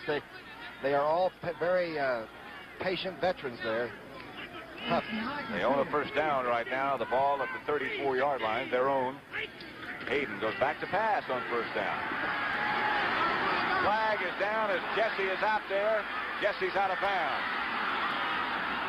Nate Wright was back with him. Jesse was out of bounds, but a flag is down back in the area where you would suspect it might be holding. Little holding, I believe, on Sutherland or Marshall. Both are acting like they've been held. But I'll tell you one thing, Hayden can throw it. He airmailed that thing about 65 yards. We also have a flag down here around the 30-yard line, down this end of the field. Here comes Fred Silva down to check on things. That was meant for Ron Jesse and caught, by the way, but just out of bounds. Offsetting. It's going to be holding on offense, it appears, and perhaps a little agitation downfield as Jesse drifts on out of bounds, being pursued. But I'll tell you, Hayden really threw a beautiful spiral and a very strong throw. We have holding, offense, pass interference, defense. Offset. So the penalties offset each other, as indicated by Fred Silva. Tom Brookshire was talking about that offensive line a minute ago of the Los Angeles Rams. It's France and John Williams at the tackles. Tom Mack and Dennis Harrah the guards. Rich Saul is the offensive center. We'll try to get a shot of Rich Saul if we can in just a minute here and show you what happens around the offensive center spot.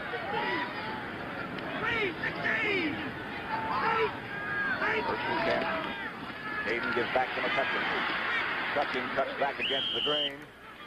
Pursued by Blair, tackled by Seaman. And Seaman Page. almost made him cough that ball up, too. McCutcheon wisely put it away as he headed down.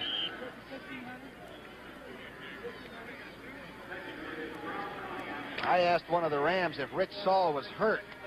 He said, how could he be? He said he has every known protective device that you can have as a player, and they call him General Hospital. The wind is picked up now, so it's blowing from the north behind the Rams back at about 25 miles an hour.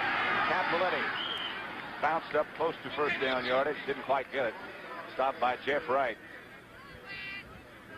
I see a little bit of intensity down there. I saw Doug France and Harrah both arguing with some of the defensive players, Eller and them, and there may be some hard feelings forming down the line of scrimmage, and I certainly hope so. I think one of these teams ought to come out now and begin to lay it on somebody.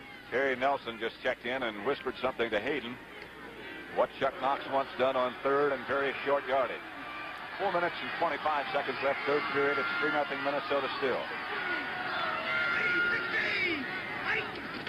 Hayden's going to throw, and does. Outside Jesse. First pass reception all day by a Ram wide receiver. Nate Wright on the tackle.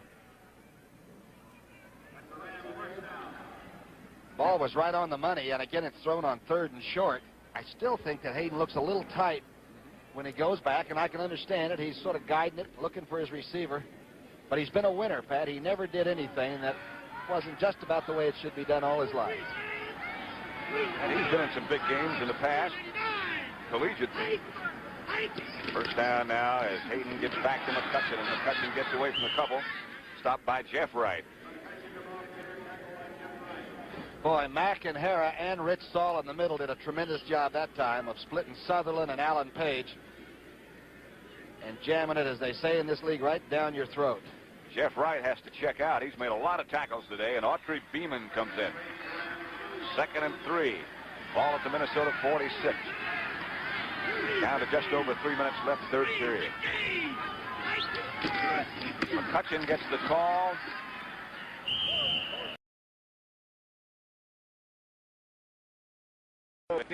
Humanity. It looked like, well, the Vikes knew what they were going to do. They're going to run right at Sutherland. And the Rams said, okay, you know what we're going to do. See if you can keep us from getting that first down. And they did, but it's close. It's right on it. The bottom of the pile was Sutherland. It's close enough for Fred Silva to ask for measurement. 16 players on this Ram team are second-year or first-year men. So when you're thinking about, oh, the Rams have been to the playoffs before, a lot of these guys haven't been. This is a big game for them. There's only one victory in the Ram book in Minnesota since they've been coming up here to play the Vikings. They've lost 9 times, and they tied 1. So it hasn't been a friendly place for Los Angeles. 3rd and short.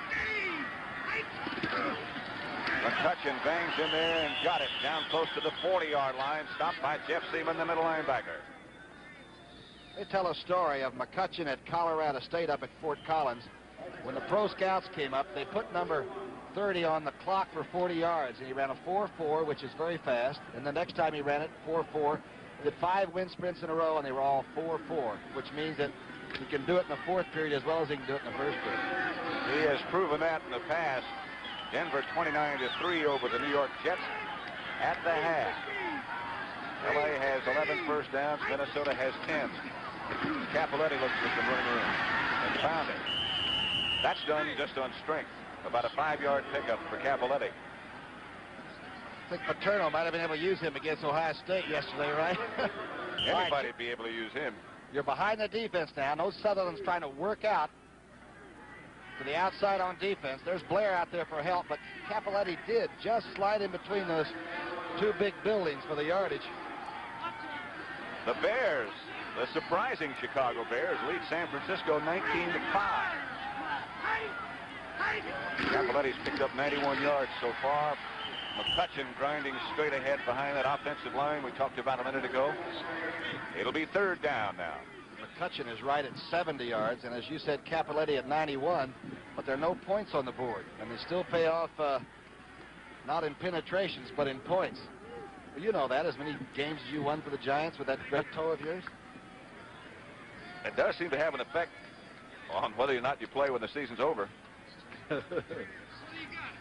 Rich Saul shaken up on that last play. General Hospital is going to the sideline. Boy, he's tough. Don't worry about him coming back.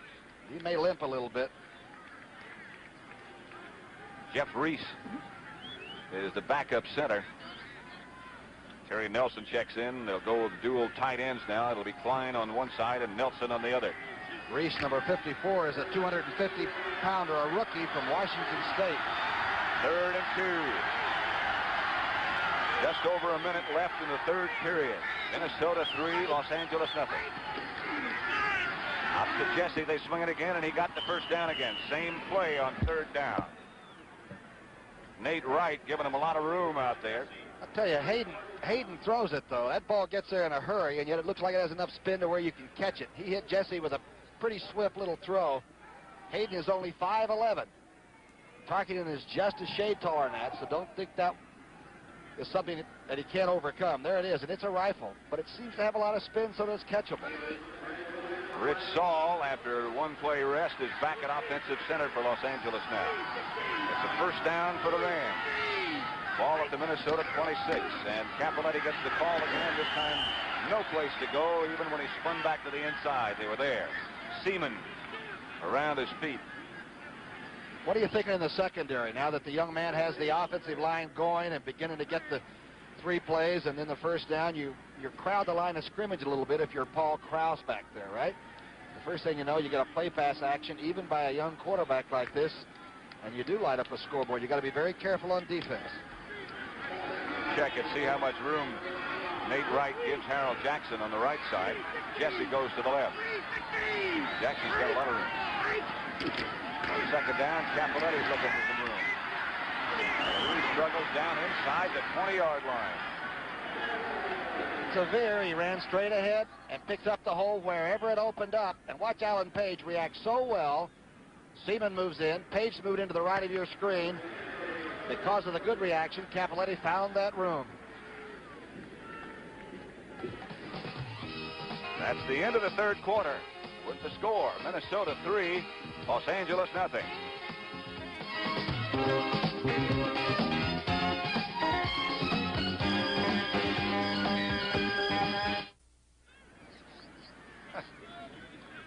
Jeff Seaman's been over for a chat with Bud Grant. And he comes back to the... Whoop, look out. He's still alone. Look at that. He may put one of those horns right through the eye there of the CBS Sports eye, right? He might wear it. Hook 'em horns. This is a big third down play, right? They all are. That is 3rd and 2. The ball at the Minnesota 19. The Rams are all punched up in that offensive unit. I wonder if it's going to be Capoletti or McCutcheon. McCutcheon. He is close.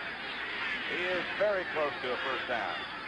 Boy, Williams blocked down, and Tom Mack pulled through that hole. It's the old buddy block. The guard pulls through, the off guard.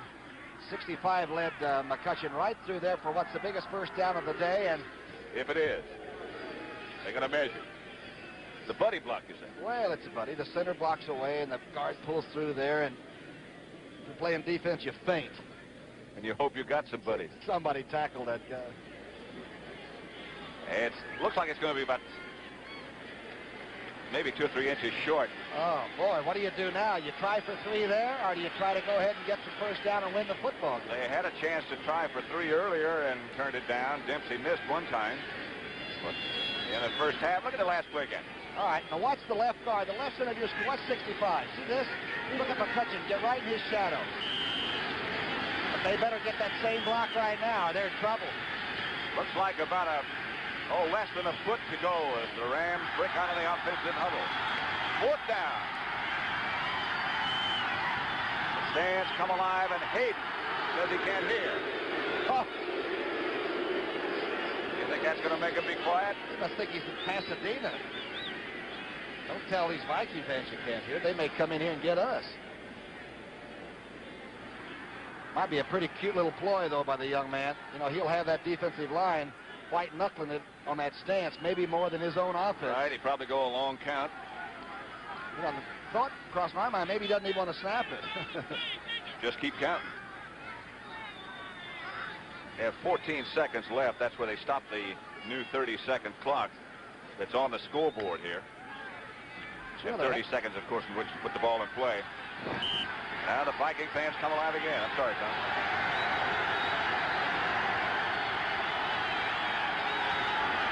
Minnesota asking for quiet, and so is Hayden. 4th down.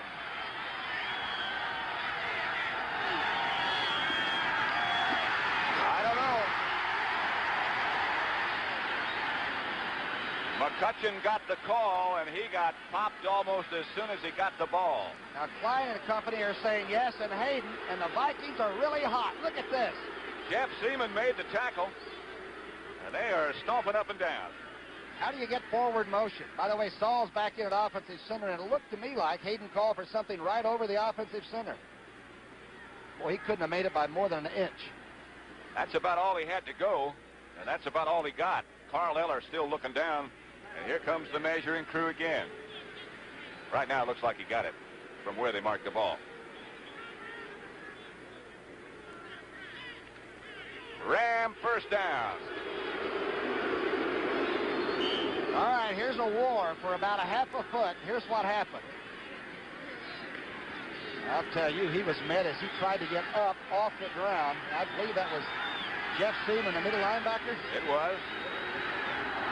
But after all that, it's a Ram first down. Opening minutes of quarter number 4 at Bloomington, Minnesota. First down for Pat Hayden. Back to pass. In the corner in the direction of Jackson, a flag is down. I believe Harold Jackson ran the post corner, and sometimes you have a problem and try to knock off a very fast receiver like Harold from getting back outside. Now, if the ball wasn't thrown, you understand that number 25, Nate Allen had the right to do that. But if the ball was in the air and coming, then it's going to be a yellow flag, and that's what the argument is right now. Defensive pass interference in the end zone, 25. Jackson, of course, a legitimate 4-3 man sprinting 40 yards. Let's take a look now and see if we can see it. I doubt if we can. It'll be in the left corner of your screen. The in move and then the out. And we did not see it. Ram first down at the 1. First and goal. McCutcheon gets the call. The fumble.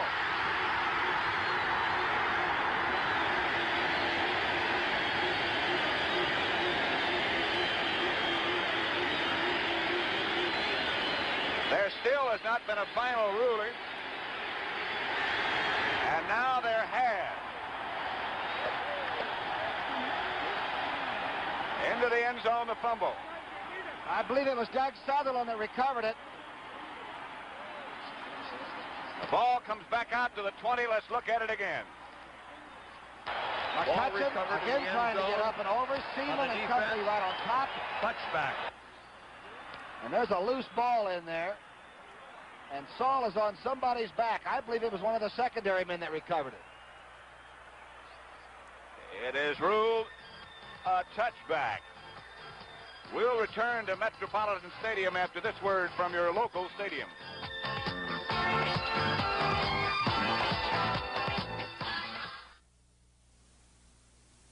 America's Pastime gets the once-over in the hilarious new comedy Ball 4, starting this Wednesday night on CBS.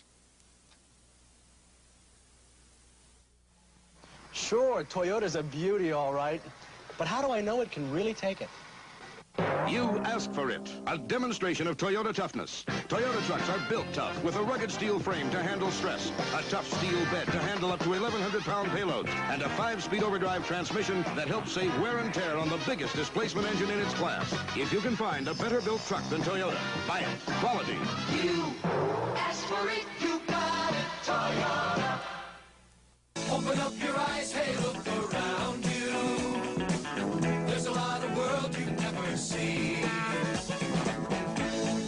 Where does Pan Am go? Well, where do you want to go? Welcome to our world. Welcome to our world. Welcome to the world of Pan Am, America's airline to the world. Channel 2, New York. So hold them up. Here's the controversial play now. Now remember, if McCutcheon carries it into the end zone before he fumbles, it's a touchdown, but he didn't. And the ball was recovered in the end zone, so it's a touchback, and the Vikes have it on the 20. A very, very close play. We come back live now with Chuck Foreman carrying outside the 20 to the 23. That is twice in this game that the Rams had put together a long running drive. The other one was 75 yards. This one was 76 yards in 16 plays, and they get no points. And only the second turnover in the game. The Rams have had both a fumble and then an INT early. Second and 7, Minnesota still leads it 3-0. Tarkenton has his speed receivers both split wide to the right. He hands to Foreman. Larry Brooks is right there.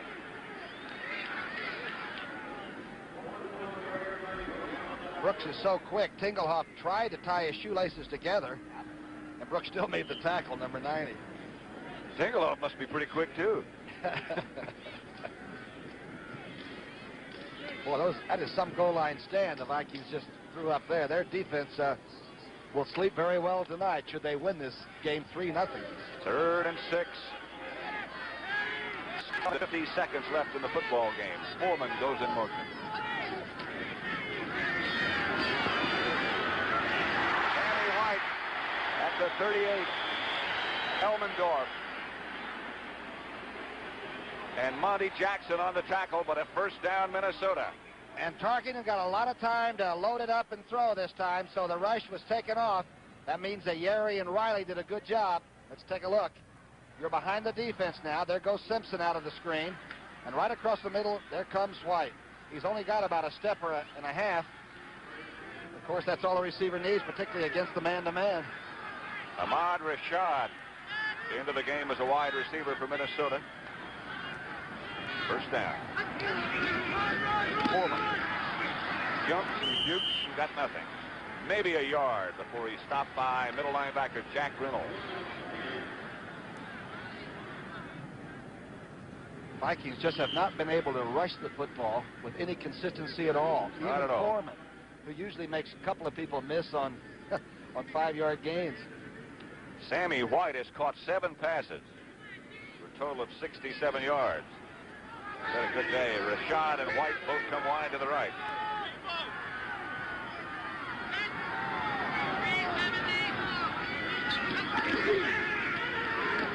To Rashad. He gets out of bounds.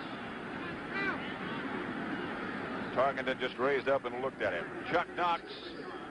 Well, there's a portrait of a coach thinking, musing, still feeling that there's victory to be had, but watch some of the blocking. All right, Merlin Olsen now working against Eddie White and being bumped there very hard by McClanahan right in the old orchestra pit, too. Huh? That must hurt. The big orchestra pit. It's 3rd and 4. 11:24, the ball at the 44. 11:24 left in the game. Blitz. For White. He's gone.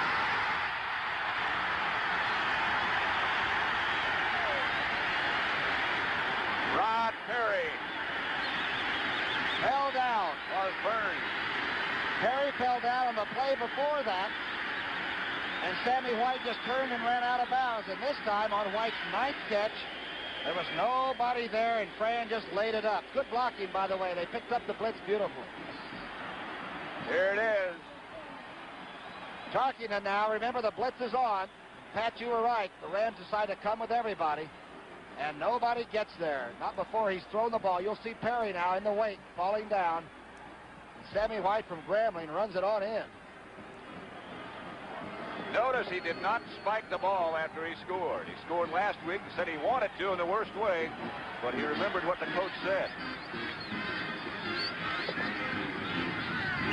Red Cox makes it 10-0 Minnesota. So the Vikings struck quickly after they stopped the Rams and recovered that fumble. Back they came, and they lead it 10-0 now.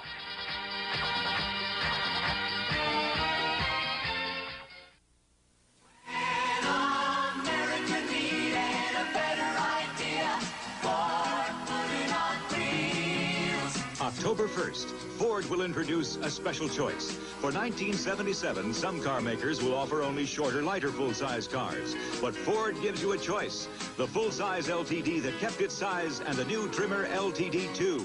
When America needs a better idea, Ford puts it on wheels.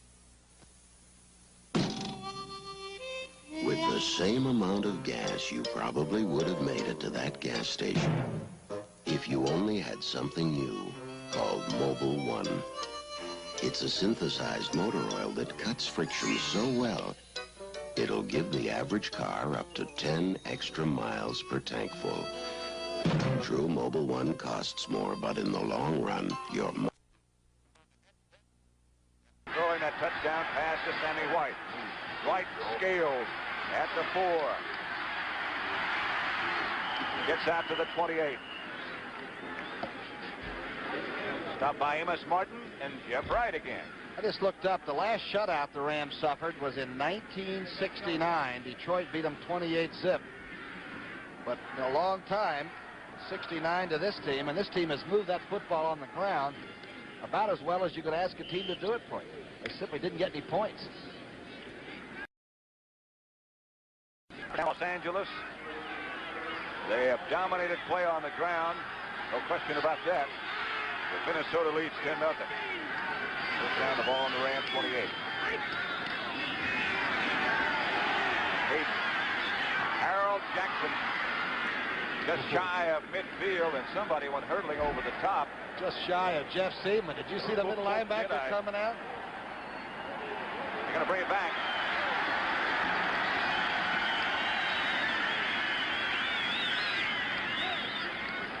Discussion here with Fred Silva just before he walks things off.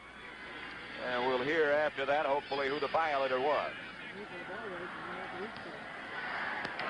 60 offense, holding, first down. That's Hara. That's the second-year man, the very fine young guard, but he was holding, which means he was probably holding Sutherland.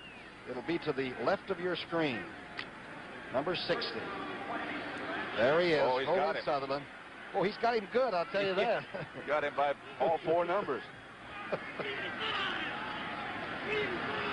it's 1st and 20 now. Hayden goes back to pass. Marshall almost got loose. Now the protection does break down. Hayden still looking for a place to go. Finally fires outside to Capoletti. Capoletti gets out to about the 25. Might have been looking for John McKay's son. I felt like he was almost back to the college days, doing a little bit of a wrinkle there. Tell you one thing, he's pretty cool. Couldn't have been that way at Oxford, however. He has become more and more poised, I think, as the game has progressed. Now he wants some help. Hurry up. Here comes Bertelsen. By the way, I said earlier that he was a single and a bachelor, and I think he did recently marry after he signed his big contract. I'm sure his wife would be glad to hear that. It's 2nd and 12.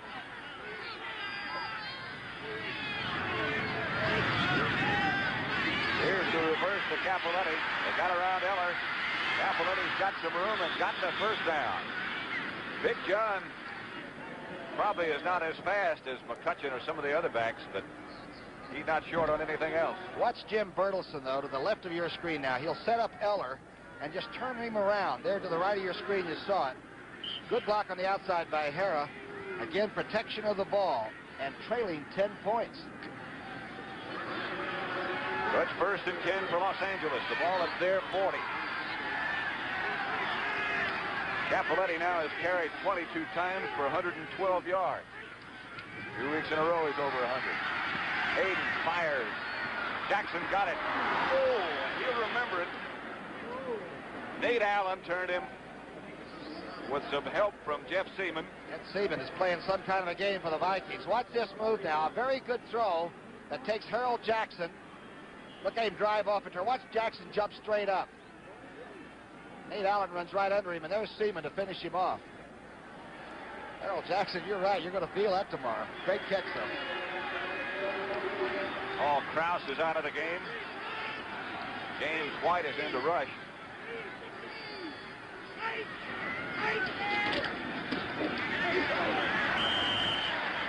Not much in the middle of the Minnesota defense. Alan Page, Doug Sutherland, all in on the stop.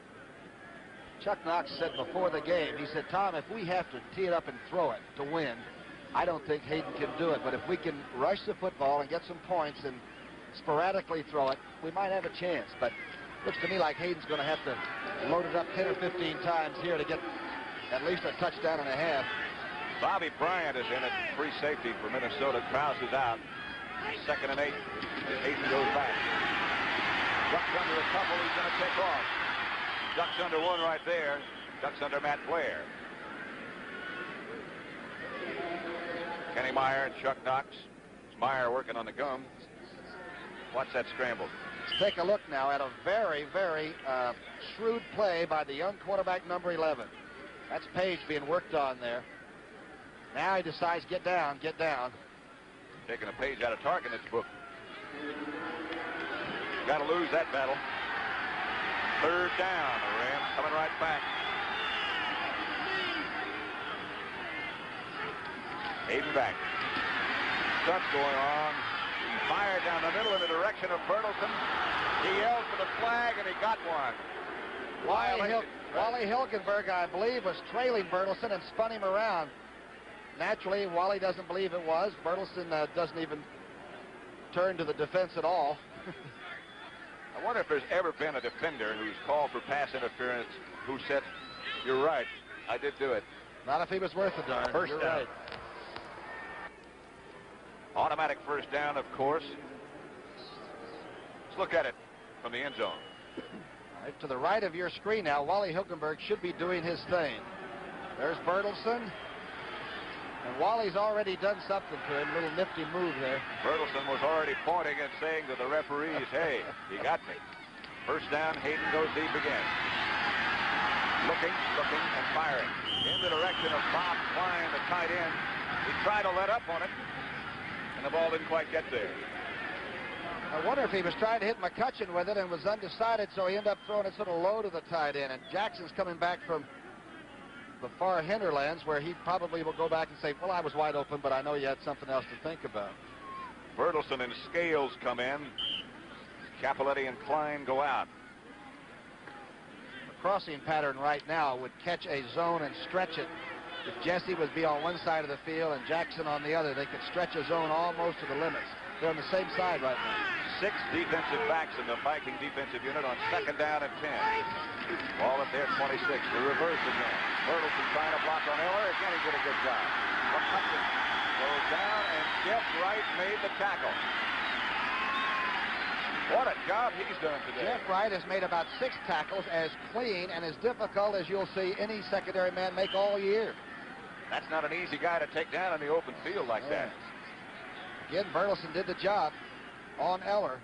Eller does a pretty good job, though, of delaying this play, of making the play a little bit slower reacting. Now watch this play. 23. Hey, he's having quite a day. Jeff Wright makes another good one. Third down now for Los Angeles. The ball up to 24. 3rd and 8. Minnesota leads it 10-0 as Hayden goes back. Great protection for Jackson. He bounced it in there.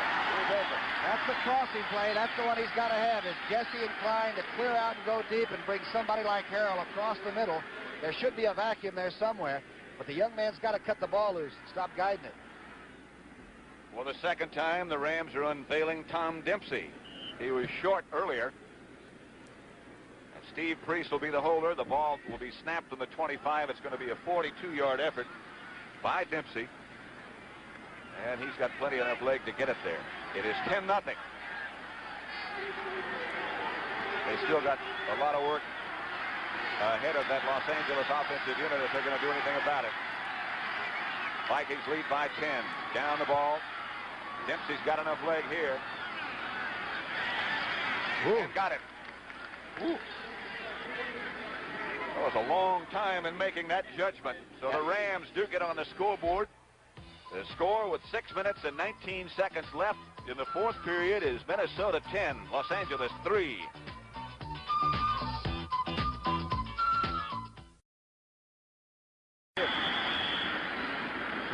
Robert Miller was the man up in the wedge. Go back and look at that field goal again. Pat, how wide are the goalposts? You know, I looked this up today just to ask you, since you were one of the great kickers. Do you know what the distance is between them? I don't have any idea. I know they're 10 feet high. They're 18 feet 6 inches between them. I thought it was wider than that. Oh, I don't look nearly that wide. Not to the kicker. No. At the 42, 43 make it. The Viking offensive unit on the field. Still the same 2 running backs, McClanahan and Foreman. Fumble by Foreman. I think he got it back. Let's see. Yeah. Minnesota ball. Boy, I'm thinking sudden death, and I know I shouldn't say something like that, but a 10-3 ball game with almost 6 minutes left, I got a strange feeling we're going to be under the lights for real. So if you got somebody cooking something, you better tell them to put it on the back burner for a while, I think. Okay.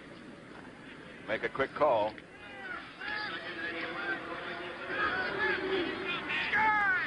Second and 11. Foreman almost lost it. Flanagan on a quick draw play. Stop. Rick Kay and Merlin Olsen on the tackle. Except for the blitz when Tarkington beat him with the pass, Ram defense has been just about as nasty. Look at Merlin Olsen. They're going to take him to the Hall of Fame. Not a picture of him. They're going to really take Merlin out there and put him right there. He should be. He certainly should. Look at Bud Grant. You never know what score was close, would you? It is 10-3 with 5 minutes now left. 3rd and 9. Gets away from one, fires in the direction of Ahmad Rashad. Ball bounced out of his hands. So we'll have a look at Neil Clabo. I'll tell you, that ball was right there and thrown under duress. Tarkington will probably say something like, you know, you're only with us a few days because Rashad just came from Seattle. And Bob Lertzema went out there. He slipped down, just got his balance back in time. And here's Neil Clabo. The figures on him. 39.6 average. Jim Bertelsen is back alone for the Rams. See if they put the pressure on, try to block this. They're coming. Fine punt by Clabo. Priest got a good block on Nate Allen. The Vikings get a heck of a job of coverage. Roy Winston, the old LSU Bengal Tiger, was down covering on the punt. Guy's been around that long playing on special teams. That's a real tribute to this Viking team. 10-3 Minnesota lead.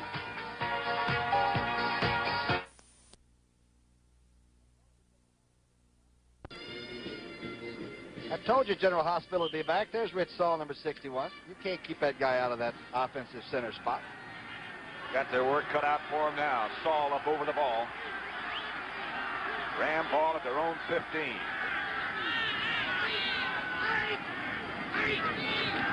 Hayden back to pass.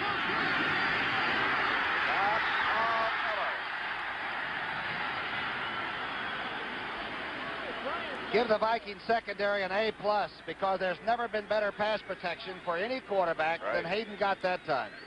Eller's charge was 7 seconds after he goes back. Watch this. You can't draw it on a blackboard like this. He still isn't bothered. And I mean, they didn't even make penetration. That's a late rush by number 81. Eller's effectiveness, a lot of people wondered about going in because he's playing with a broken thumb.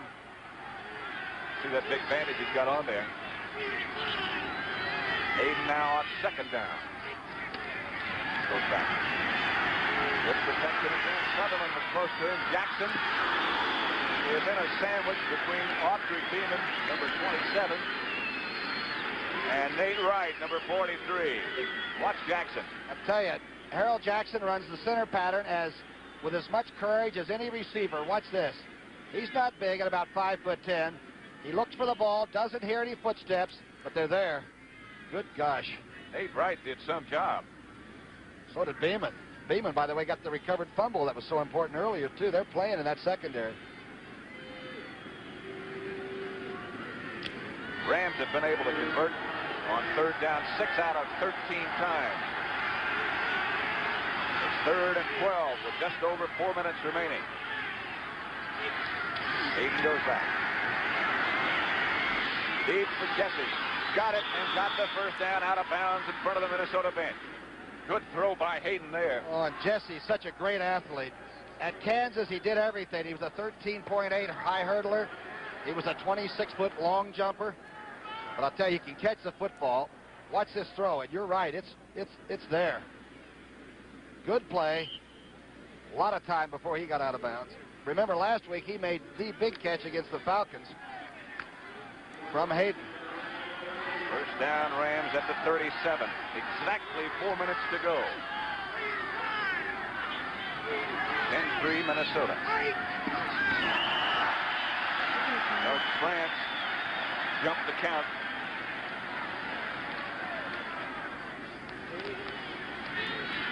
Jim Marshall, the old veteran number 70, is so quick coming off the ball that I think France just decided to try to beat him, and that time he got caught. 77 offense, false start. Marshall might have a trick or two, too. You know, he might have move something under his hand a little bit, which the defense is allowed to do. I would imagine he'd learned a few in those years. 224 consecutive games at defensive end. First and 15. Still that same 4 minutes to go. McCutcheon got one hand on it, but couldn't hang on. It was behind him. A little bit of a forced throw. Hayden was, again, not under a tremendous attack that time. Pretty good pass blocking. Just threw it a little too high and behind. For the most part, his protection has been excellent.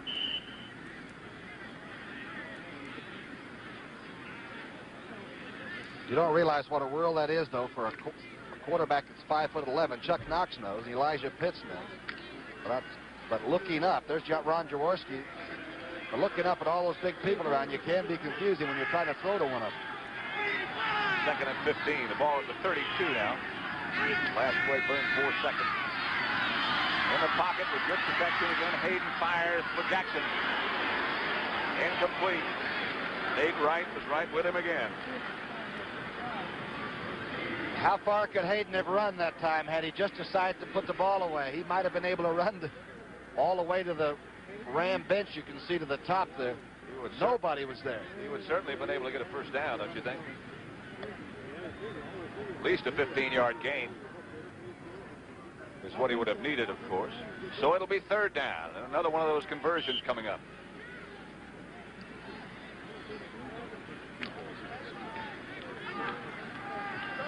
At Hayden, the quarterback. It has been all day as both James Harris and Ron Jaworski are out with injury. This is the game here, huh? Just about.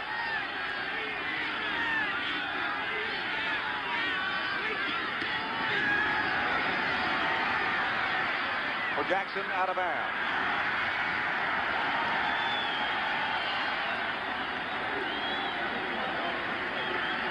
Big pass rush, still didn't quite get there as the Vikings brought the defensive ends inside and the defensive tackles went to the outside, but Rams handled it up front. Good coverage again. That secondary sticking with those Ram receivers in good shape. And so Los Angeles sends in Rusty Jackson again to punt. Leonard Willis goes back deep for Minnesota. Jackson and his average. 3:45 left in the game. The Vikings lead by 7. Jackson. Hangs a pretty good one. Headed out of bounds. Bouncing in that direction. Now bounces back and rolls dead inside the 30, about the 27-yard line of Minnesota. Next week on CBS, we'll be in Los Angeles to watch the Giants take on these Rams.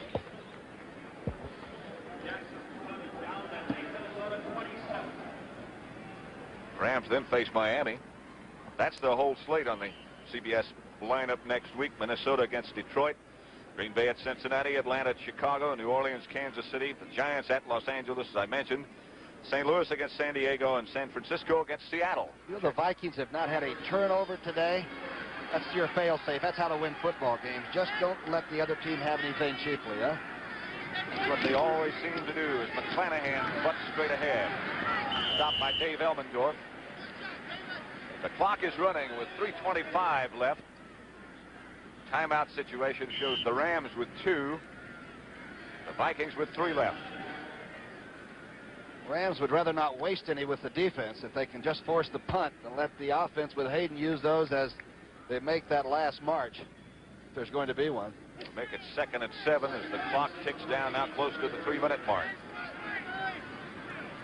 Foreman and McClanahan deep. McClanahan. Broke a couple. Got very close to a move. Fumble. Not sure if the ball was dead or not. I'm not sure. The Ram offensive unit is coming on the field. It is Los Angeles football. Let's go back and look at that one. Let's take a look at it. Here's McClanahan making one of the great runs you'll ever see. The extra effort may have cost him. Here's the ball now as Simpson's tearing at him. And Rod Perry comes out with the football and darn near tied it up. Foreman makes the push. Foreman got him out of bounds, but it's Los Angeles ball at the Minnesota 11. First and 10 at the 11. 2 minutes and 44 seconds left. The Rams have 2 timeouts left. Minnesota has all 3 of theirs. They've been down here before and couldn't get it done. Hayden, Jackson did not get in. Oh, he might have gotten the first down. Jackson put those small feet. Now, if he'd have been a big receiver like Carmichael with large feet, he would have scored. Watch this, a good throw by Hayden, a quick out to a very fast receiver. Now watch this little measurement going for the, ooh, he got a foot on the line and brushed through the flag. Sure did. They rule it down at about the 1-foot line. The Rams break the huddle. It is first and goal now, inside the 1. They've been here twice before. Appoletti. Klein signals touchdown. Hayden signals touchdown. But thus far, no official has. It is going to be second down. Jeff Seaman has been meeting all of those launch jobs right on top. Cappelletti may have gone high enough to where he tumbled over the middle linebacker and got in, but it's not there yet. It's about a foot short. Watch this maneuver. Now watch Seaman, number 50, going up and meeting the launcher at the very top. This time he couldn't get up to the pile. Alan Page, who made the initial contact, so it's second and goal.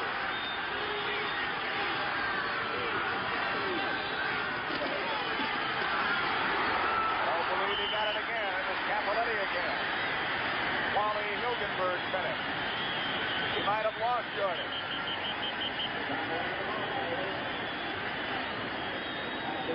All right, let's take a look.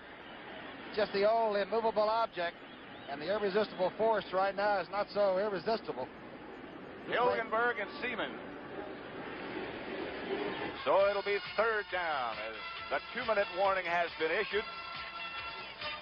And the Rams are at the door, but not in.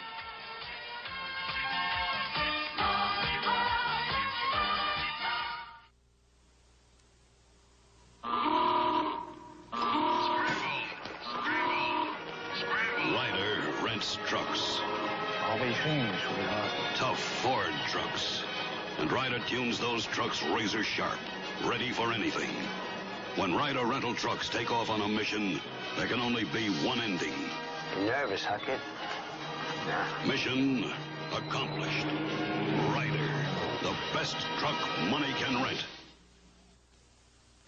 Budweiser presents Beer Talk. We know a lot of people say phooey on foam in their beer. They want that glass full up to the brim, but hold it. With Budweiser, you're cheating yourself out of half the fun and flavor if you don't let it kick up a healthy head of foam. Those friendly little Beechwood-aged bubbles are the brewmaster's pride and joy. And we'd sure hate to see you miss out on a single one.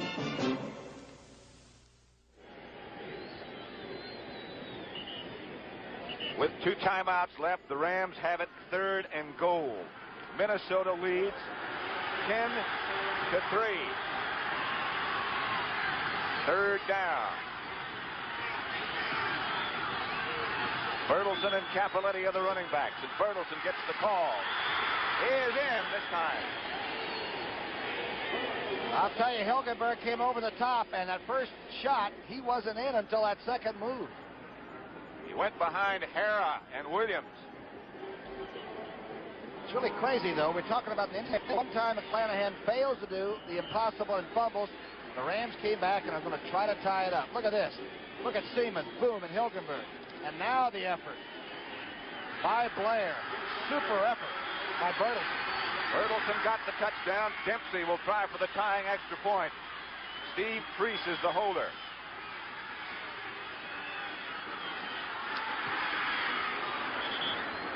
It is good. It is 10 apiece. Dempsey knew he had to make that one. Otherwise, there's no plane back to Los Angeles. Not for him. Score is Minnesota 10, Los Angeles 10. A minute 55 left to play in regulation. I'm thinking about Shirley Knox, Chuck Knox's wife, back out on the coast, probably with some people over to watch her husband's team do battle. And if they got anything cooking at all, I guess they'll just throw it in the oven and let it go. Yeah. Right? I hope they got some way to keep it warm. Minnesota with 3 timeouts left, 1:55 left in regulation playing time. And of course, if we end like this, 10-10 will go into sudden death. Got to be a little bit careful with your kick coverage here, particularly with the people that the Vikes have back there. They got White and Willis deep. A lot of speed. Tom Dempsey, of course, the Ram kicker who just tied it up 10-10.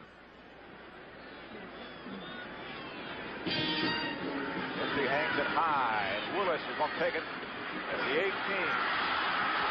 Looking to get to the outside. He's caught from behind, breaks one tackle, still on his feet. Gets outside the 30-yard line.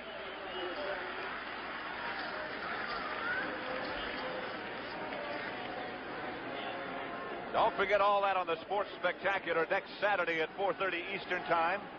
Ali and Norton, an interview with those two. No way. Mount Everest Expedition, the International Superbike Championship, the Beldame, the Italian Grand Prix. All that coming up for you next week on the CBS Sports Spectacular, 4:30 Eastern Time on CBS. What do you do if you're Fran Tarkenton now? What is your game plan? You don't want to lose it. You haven't been able to run it. You got 3 timeouts. Really a lot of time as Foreman goes in motion. Tarkenton. Fine catch by White. Sammy White had to come back. What makes Sammy run? I'll tell you, he's made some great plays for a rookie. That is number 8. Reception number 8. A little bit slow, some of the Rams. Youngblood the last to get back. First down, Minnesota. Olsen got back. He jumped for a minute. Tarkenton fires. He's got McClanahan. McClanahan's got a one down in front. Out of bounds at the 33-yard line. Simpson had to make the tackle after McClanahan did get to the sideline.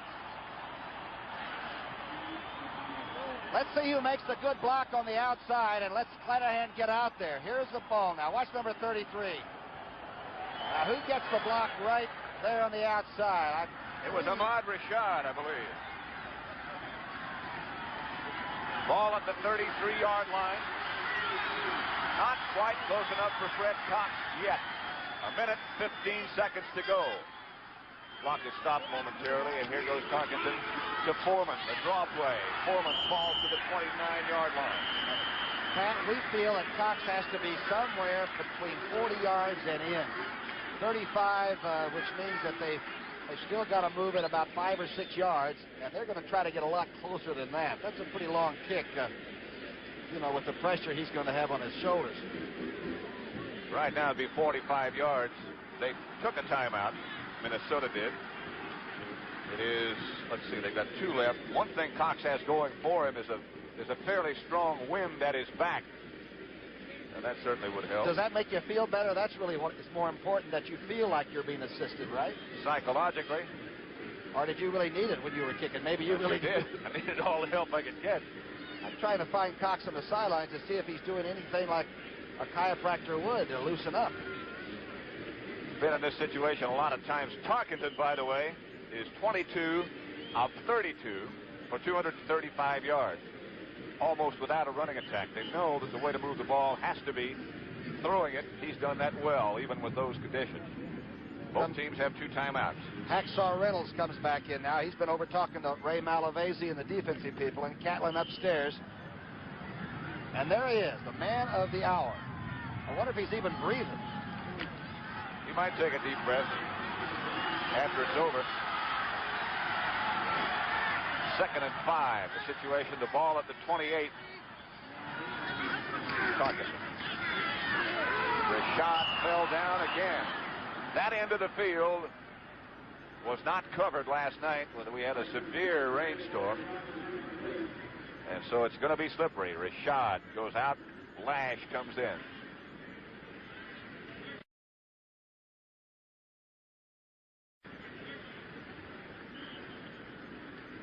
Lash is a good receiver, and you could anticipate double coverage elsewhere, like with Foreman and company. And the young man from Northwestern is a very sneaky, fast, good player. Don't forget about our old friend Stu Voigt. Yeah, that's right, the Phantom. Minute and 6 seconds to go on 3rd and 5, Minnesota. Scores tied at 10. Blitz is on. Monty Jackson, I believe, right with Sammy White. What a great play, though. Watch Monty Jackson now. The young man, they say, is going to be the best cornerback. Step for step, reaches around, might have grabbed the receiver a little bit. You take what you can get when you're back there. Super effort. Fred Cox with Paul Krause to hold. One thing you don't want to do on defense in a situation like this is be offside. You want him as far out as you can get it. It's 35, so that's a 45-yard field goal. Right. Krause right at the 45. 10-10 the score.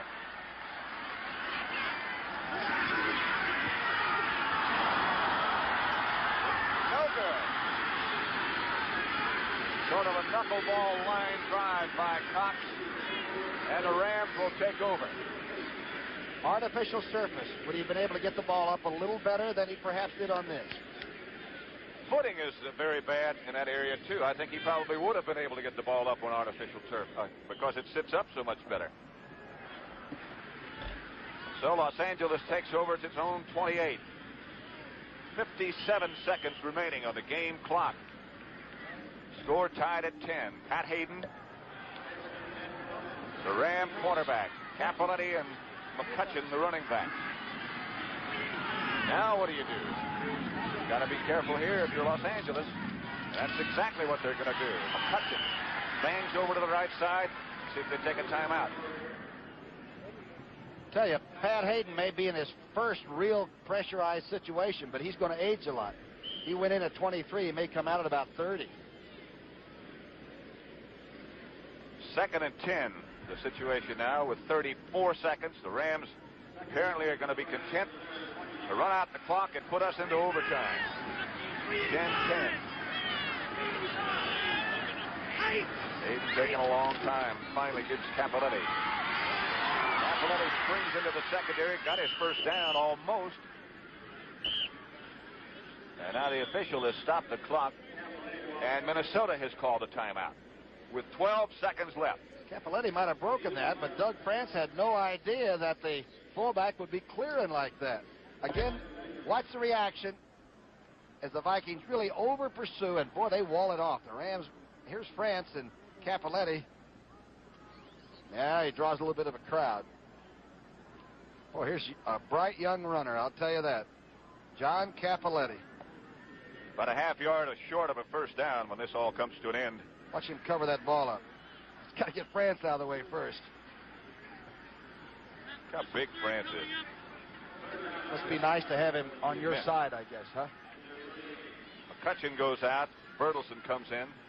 Jackson goes out on 3rd down. Tell you one thing, we know that Jeff Seaman and those fellows are going to be coming over the top. Wonder what would happen if you just stayed real low like I would and sort of, in a very chicken way, crawl between somebody's legs. Very short yardage. 12 seconds. Ball at the Ram 37. Ram 37.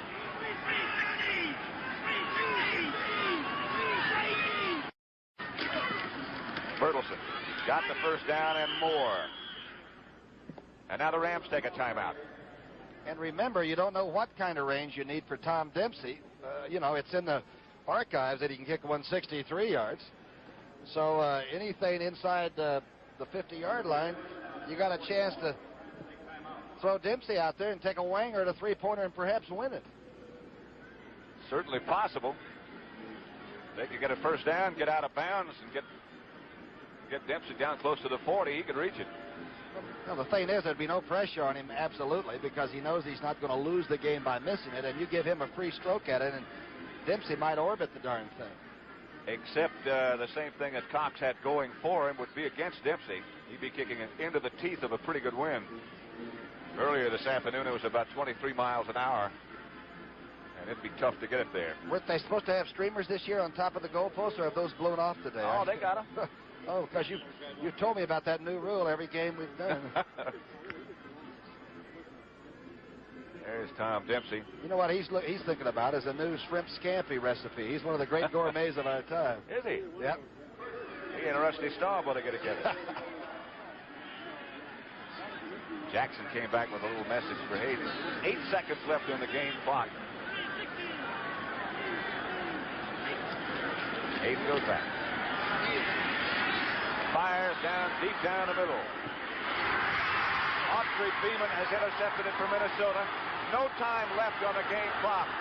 Beeman struggles outside of the 44, 45-yard line. He goes out of bounds, but the game has officially ended. We'll have sudden death.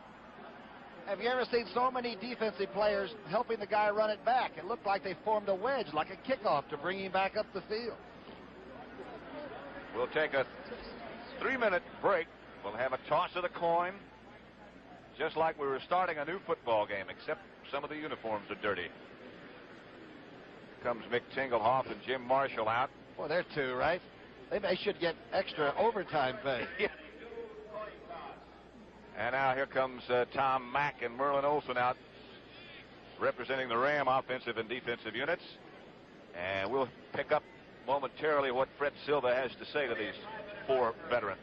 Well, there's Olsen, 15 years on the left. Mack, only 11 years. He's the youngest guy in the group. We're going to flip the coin again. Visitors will call. Each team will have 2 timeouts in the overtime period. Tails, heads, tails, heads. Who's going to call? In the air, please. Tails is called. Heads is thrown. Minnesota is won. Receive. Away we are. Minnesota has won the toss. I had a feeling they'd take the ball. There was a situation once before in an overtime game where the captain won the toss and did not take the ball. I don't imagine he's forgotten that.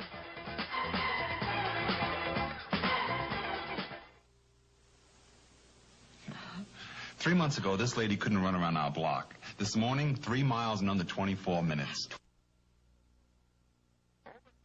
Bloomington, Minnesota. The Rams and the Vikings. This is Pat Summerall with Tom Brookshire. The Rams and the Vikings locked at 10-10. I told you it was going to be a sudden death. Yeah, you did.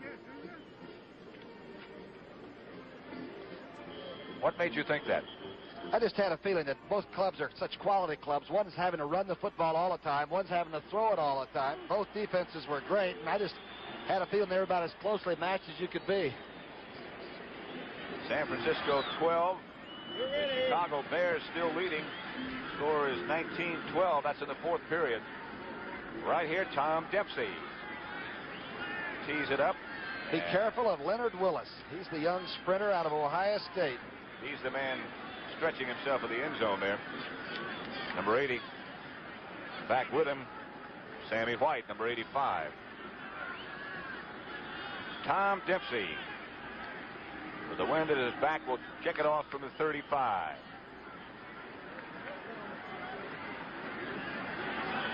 Sudden death is underway off the side of his foot. Sammy White has it at the 10. Wedge is set up on the left side. White breaks out of the pack out to the 45-yard line, and he almost broke the whole thing. Cullen Bryant, the former defense.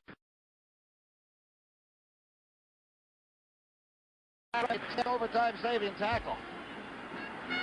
So the Vikings will take it over at their own 46-yard line. You imagine they've only had 39 yards rushing against the Rams all afternoon, but 239 through the air. They've really thrown well. In the event you might have missed what Fred Silva said to the captains, each team has 2 timeouts in this overtime period. Score is 10-10. And the first person to score goes to a happy locker room.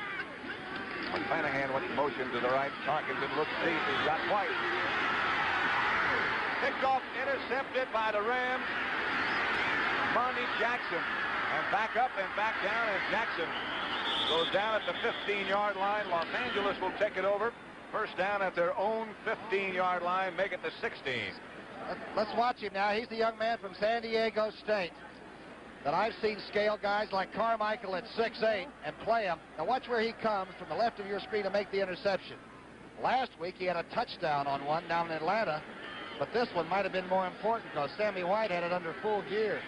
It's a great, great play by an incredible young athlete. That ball was well thrown by Tarkenton. It was right there. First and 10 for the Los Angeles Rams. The ball in their own 16. They got a long way to go. John Capoletti gets the carry. Gets out to about the 19 before he's wrapped up by Alan Page. We could cheat a little bit. We could show you that play from the first period, and you'd think it's the same. They've been starting out to the right and sort of going back against that pursuit. They didn't get too much that time. Make it 2nd and 7. Rams at their own 19-yard line. Score is tied at 10 apiece.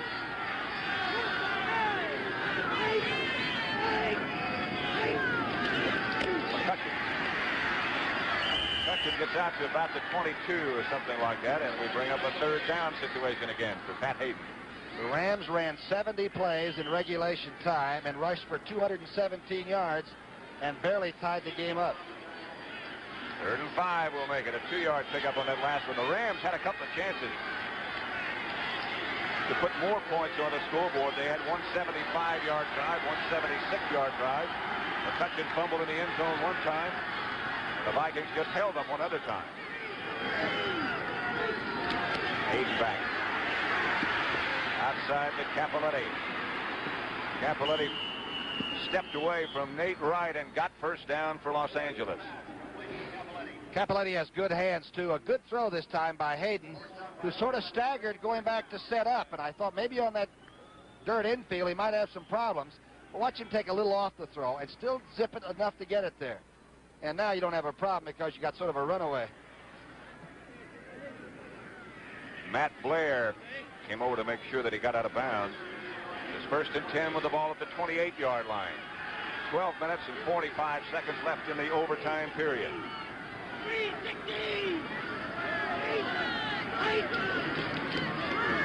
Safety McCutcheon deep.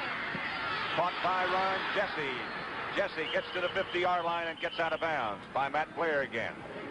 Official says he stepped out at the 49. Good-looking play, Pat. Number 81, Jesse, comes in motion. Now, he'll be coming to the right of your screen, excuse me, and then he goes cutting through that zone. Now, watch Hayden pick him out. It's not an easy target for him to pick out. He did a reverse spin to find him, and now Jesse decides he's going to be a hero, and then he says, I think I'll go ahead and take my gain now. 1st and 10 Rams at the ball at their own 49. That's the final score. The Bears won their 2nd in a row, 19-12 over San Francisco. McCutcheon swings to the outside. Breaks one tackle. He's to the 40, to the 35, down to the 30-yard line. Lawrence McCutcheon. Big Doug France must have done a great job at the left tackle. You're behind the defense now. Watch Seaman and them coming out.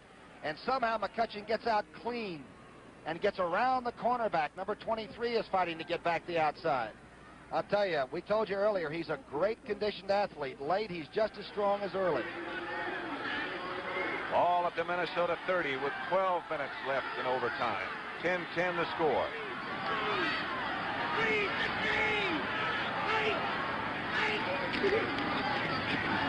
McCutcheon again. Found a little bit of running room. Sealed up by Doug Sutherland. He got inside the 30. Jeff Seaman also involved in the tackle.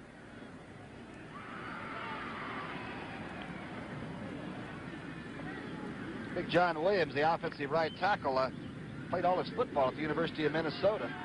Sort of a homecoming for him. I guess. Wrong team today, I'm afraid.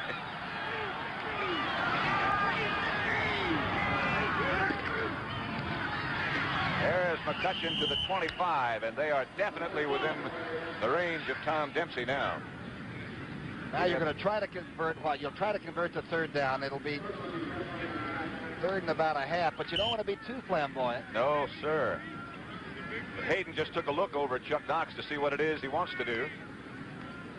I don't think he'd throw, do you? If he can get people to drop off, he might unload it to a safety valve, a Capoletti again, or something of that nature. But I don't think he'd come down the middle for all the tea and shine. Both McCutcheon and Capoletti are over 100 yards gained for the 2nd week in a row. McCutcheon gets the call and gets down to the 20. He got a first down. McCutcheon lunged. All right, Rich Saul right snapping the ball. Look at Saul come out and cut off Seaman. Mack has already gone through. Capoletti seals off too. I'm telling you, that is not cute. That's not fancy. But that's how you might end up in a Super Bowl. That's what the Rams think. Watch McCutcheon protect that football. Here's the handoff. Fullback lead. Boy, that Mack is blocking today, I'll tell you. Always does, I guess. All that offensive line has done a heck of a job. First down. The ball now at the 18. As Capoletti gets the call. Squirms away from Miller. Maybe got one. 9 minutes and 45 seconds left in this overtime period. Score tied at 10-all. Jeff Seaman on that last tackle. James White comes in. And Eller goes out. And Monty Jackson intercepted that big pass in this overtime that sort of turned things around and gave the ball back to Hayden and company. Cutchin and Capoletti behind Pat Hayden. Cutchin gets the call, gets to the outside, almost. Alan Page ran him down. Along with Jeff Wright again. What a day he's had. I tell you, if he doesn't make that tackle, our sudden death is very sudden. Yeah. Third down.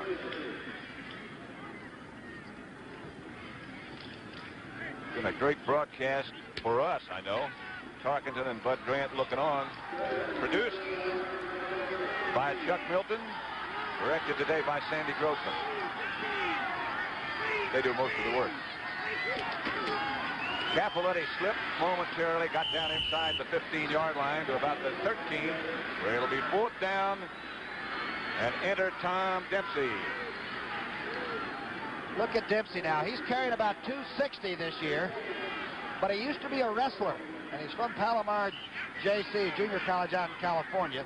This guy's not just a kicker. He is a fiery competitor. If he does miss this, he might go ahead and kick somebody. He wants to win. He is quite a person, quite an unusual man, and he knows it. Steve Priest will hold it, kneeling at the 20. So it's a 30-yard field goal.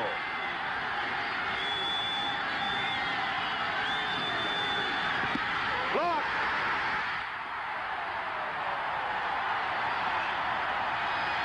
Nate Allen blocked Dempsey's field goal attempt.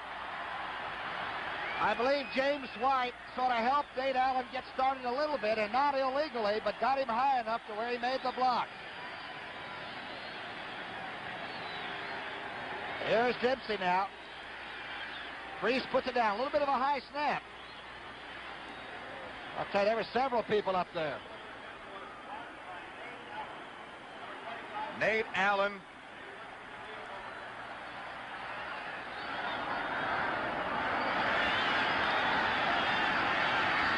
And so Minnesota takes it over. Over in overtime at their own 20. Flanagan goes in motion and Tarkenton goes right back. Firing deep in the direction of White. Nothing doing there. Elmendorf back with it. How about Tarkenton, huh? Gonna play it close to the vest, right? He doesn't know what that is.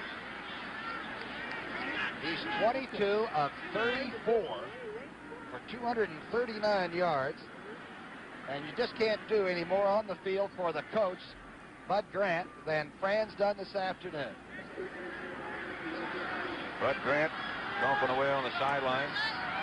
Sammy White is out. Straight ahead is Chuck Foreman. He tried to make those almost legendary cuts, and the turf is just a little bit too soft for that. I think the Rams may have blown the stunt up front that time. It looked like Hacksaw and Reynolds and Brooks got mixed up a little bit on a maneuver on a play they had on the line of scrimmage, and it opened up that hole. I guess you're just glad when Foreman doesn't get any more than that. Especially when he gets loose in the secondary like that. Jim Lash and Sammy White come to the left.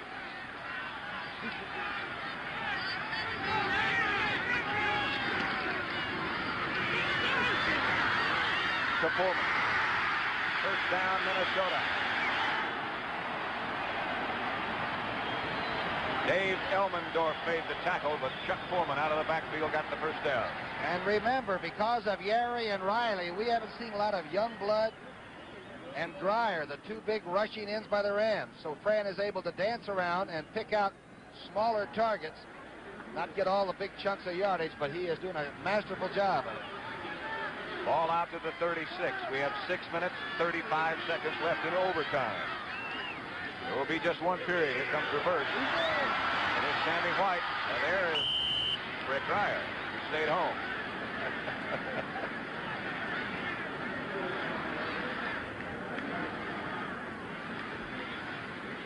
Fun thing to watch, though, is Freddie Dreyer. He gets a lot of controversial press sometimes, but watch him around young kids and all. He's a great teacher. They respect him. He's a super guy, and all things aren't what they appear to be sometimes. He's a credit to this game like a lot of people are. He's a super guy. He can play, too. So very quick. 2nd and 14.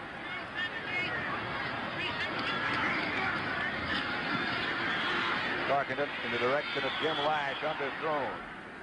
Right out there with him was Rod Perry. See what Fred Dreyer was up to. All right, Dreyer took the inside, trying to bury the tight end. But Ali Norton. Stu Boyd right up in his face. Boyd looked like a pretty good pass blocker that time, didn't he? Yeah. Might come back as a tackle sometime. Foreman is flanked now, either to draw double coverage so they can work to the top of the screen, or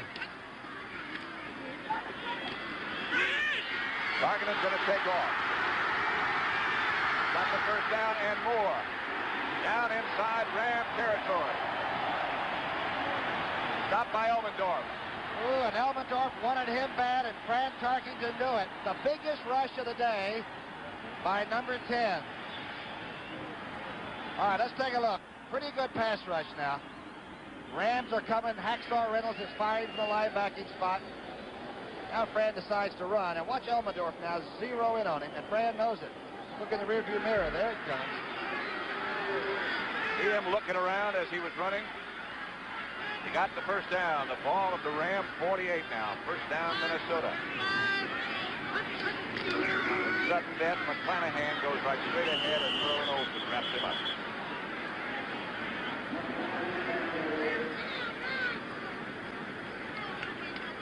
Okay, basic play, overtime. There's 4:43 left in this sudden death. McClanahan, who has moved in to be the other back. Olsen just straightened Ranieri right up and overpowered him. Still do it all, and perhaps playing at the lightest weight of his career.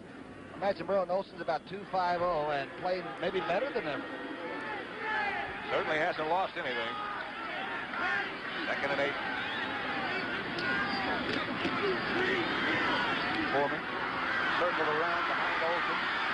Circle around and maybe got back to the original line of scrimmage. It's still Minnesota ball. You maybe saw the ball pop out for a minute, but they had blown it dead. Tell you, the Rams as a defensive unit, they just chase you till something happens. Look at that situation in Denver. 46-3, that's the final score. Over the New York Jets back home. Third down conversions, the Vikings have done it 7 of 18. Most important of which would be this one. The rest of them don't mean a thing now. 3rd and 9 at the 47.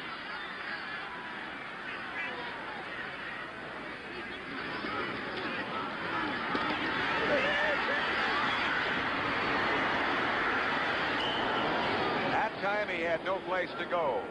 He looked, ducked, jiggled. Oh, Fran looked everywhere that time. And who got the takedown on the... I think Youngblood. Watch it. I remember these guys are really trying to do battle, and they want to win the game and all, but they have a pretty good chance to really hurt number 10 if they wanted to, and they don't. You get the job done. Watch Olsen grab him. Now Dreyer and Youngblood. They just sort of put him down in the bottom of the car. Neil Clabo.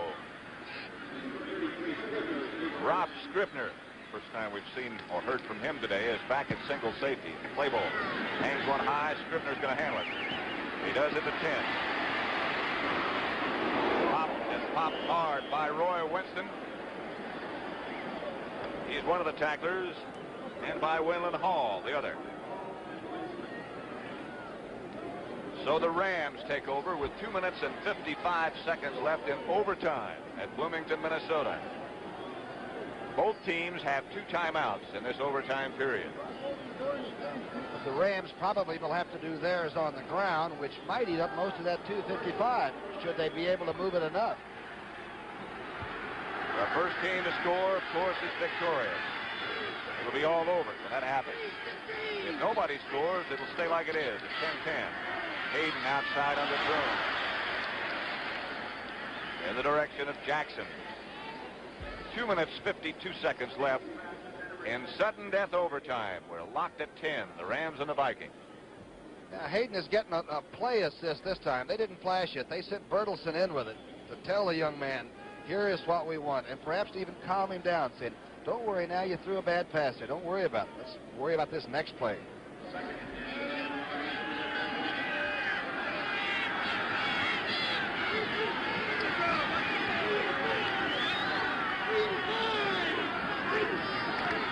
Reverse coming to McCutcheon.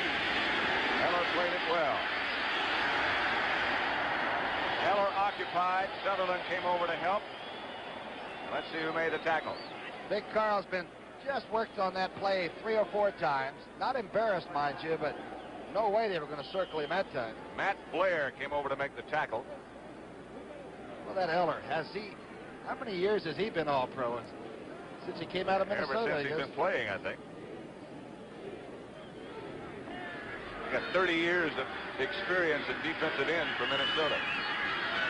Between Marshall and Eller. Might be an audible by the young quarterback. Straight back. Hayden looking. The blitz by Washington. Hayden is down at the 10. I don't believe he's hurt. Safety blitz by Autry Beeman. All right, Beeman made this. The big thing is Pat Hayden hurt? Obviously, there are no other quarterbacks on that bench. Jaworski's over there with a broken shoulder, and James Harris still wasn't throwing very well, I didn't think, before the game. There he is. Harris. The backup quarterback, I'm told, would be Rob Scribner. If anything did happen to Hayden. Rusty Jackson with his back to you, number 9, to punt. Leonard Willis deep for Minnesota. Takes a lot of steps. Line drive type kick in the direction of Willis. He gets away. No, he doesn't. A good play by the first man down on the coverage. That is Pat Thomas. Willis took a little chance right there. He's got the speed, though, to take the chance. Just a good thing Thomas was right there. You give him about 10 yards of running room, and he'd be all over. So the situation is this. Minnesota ball at their own 35-yard line. A minute and 53 seconds left in sudden death overtime. We're locked at 10.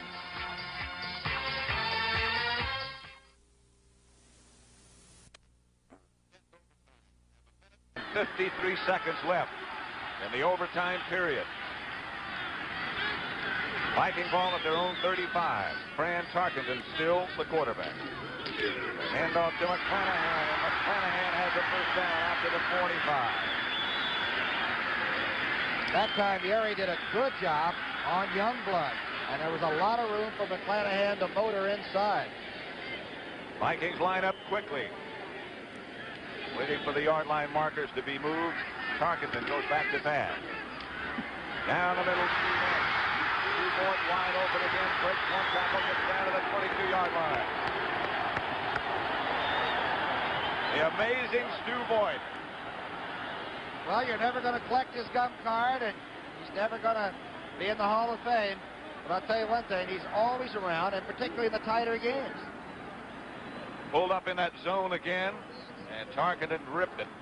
Let's take a look now. And again, the Viking offensive line appears to have really picked up the tempo in this drive right here. There's Voigt making sure no fumble. Tell you what, he isn't easy to put away either. Oh, he isn't. Minnesota has taken one of their 2 timeouts. Harkinen went over to the bench. Well, that would be about a 36-yard field goal if they would stop right there and think about a Fred Cox attempt. But 2 or 3 plays later, he's still going to have one from inside, let's say 30 yards around there. That must be what Brand is talking about, even though the breeze is right in his face. Here comes Francis back out. 1:25 left on the sudden death clock. Vikings have 1 timeout left now. Both teams have had chances. Rams were down close. Nate Allen blocked a Tom Dempsey field goal from 30 yards. And that put us into overtime. Tarkenton. Outside, Rashad got it. Good catch, good throw. Monty Jackson on the coverage. Perfectly thrown football, and Ahmad Rashad, we've told you, is a big, fast back. Good hands, always did. He just turns out from this receiving spot, and Monty Jackson just can't do anything about it. That's a very fine offensive play. 8-yard pickup. Make it 2nd and 2. The ball at the Los Angeles 23. Right now, it would be a 40-yard field goal by Fred Cox if they tried it from right there. 1:20 left on the clock.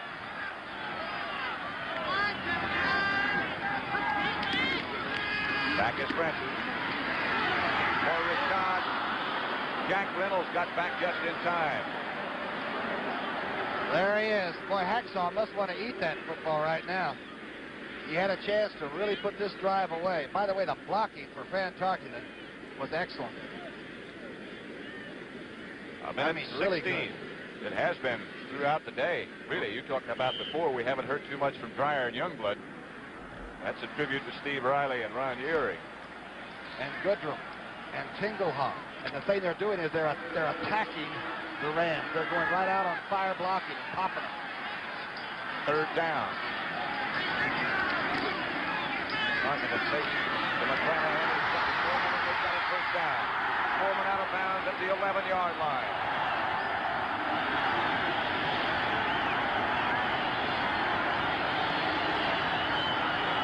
The Vikings getting close. All right, watch this play now. Again, Kay is a young linebacker, and number 52 followed Stu Boyd a little bit too much inside.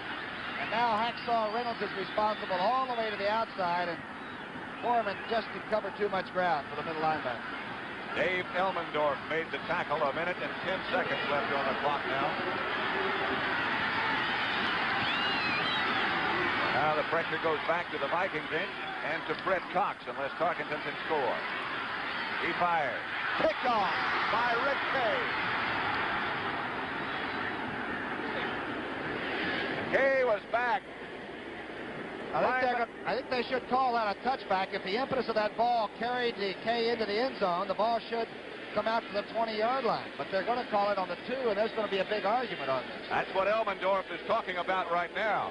And that's why he's arguing. Kay fell down. The officials rule the ball is dead at the 1-foot line. The great thing about Kay was at 6'4", he sort of died in there and didn't act like he was in the right place. And he's tall. Watch him racing back to the left. Now watch this. Now suddenly he moves up. Now watch the impetus carry him in there. I think the Rams have a big, I think they have a complaint coming. I agree with you. Here it is again. Boy, what a big play. Of course, from Colorado, too, you know that. Very intelligent. So the Rams take it over at about their own 1-foot line. 99+ yards away. Hayden just quarterback sneaks straight ahead. A minute to go. I guess you don't have a recourse, and we're not trying to second-guess the official completely. It just appeared that was not a difficult call to make. What recourse does the coach have? None? None, really. The play is the play, huh? It's judgment. 1 timeout remaining for Minnesota, 2 for Los Angeles. It seems that the Rams are going to be content to just run it out and settle for a tie. But they got to feel lucky. It's not really settling for a tie after that interception by Rick Kay. And again, could you write a script for this one? You couldn't have matched two teams better in every department. And the coaches brought them in here with, come on, this is the biggest game maybe of our whole season on the second weekend of the season. It's tough to get ready for. They did it. Minnesota called timeout, and that's all they had. 19 seconds remaining. The Rams will be content to run it out. Pat Hayden talking with Chuck Knox. The score is 10-10. His debut hasn't really been auspicious, but it hasn't been bad.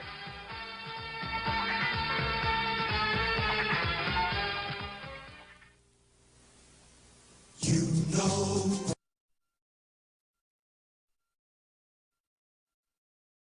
Ducks into the middle of the pile. The Vikings, however, are out of timeouts. Not a very popular choice to the Viking fans, who, of course, know that they're just trying to run out the clock, and the clock continues to go with 5 seconds, 4 seconds now. 3, 2, and that's the end of it. A 10-10 tie between the Rams and the Minnesota Vikings. For Tom Brookshire, this is Pat Summerall. Now we take you back to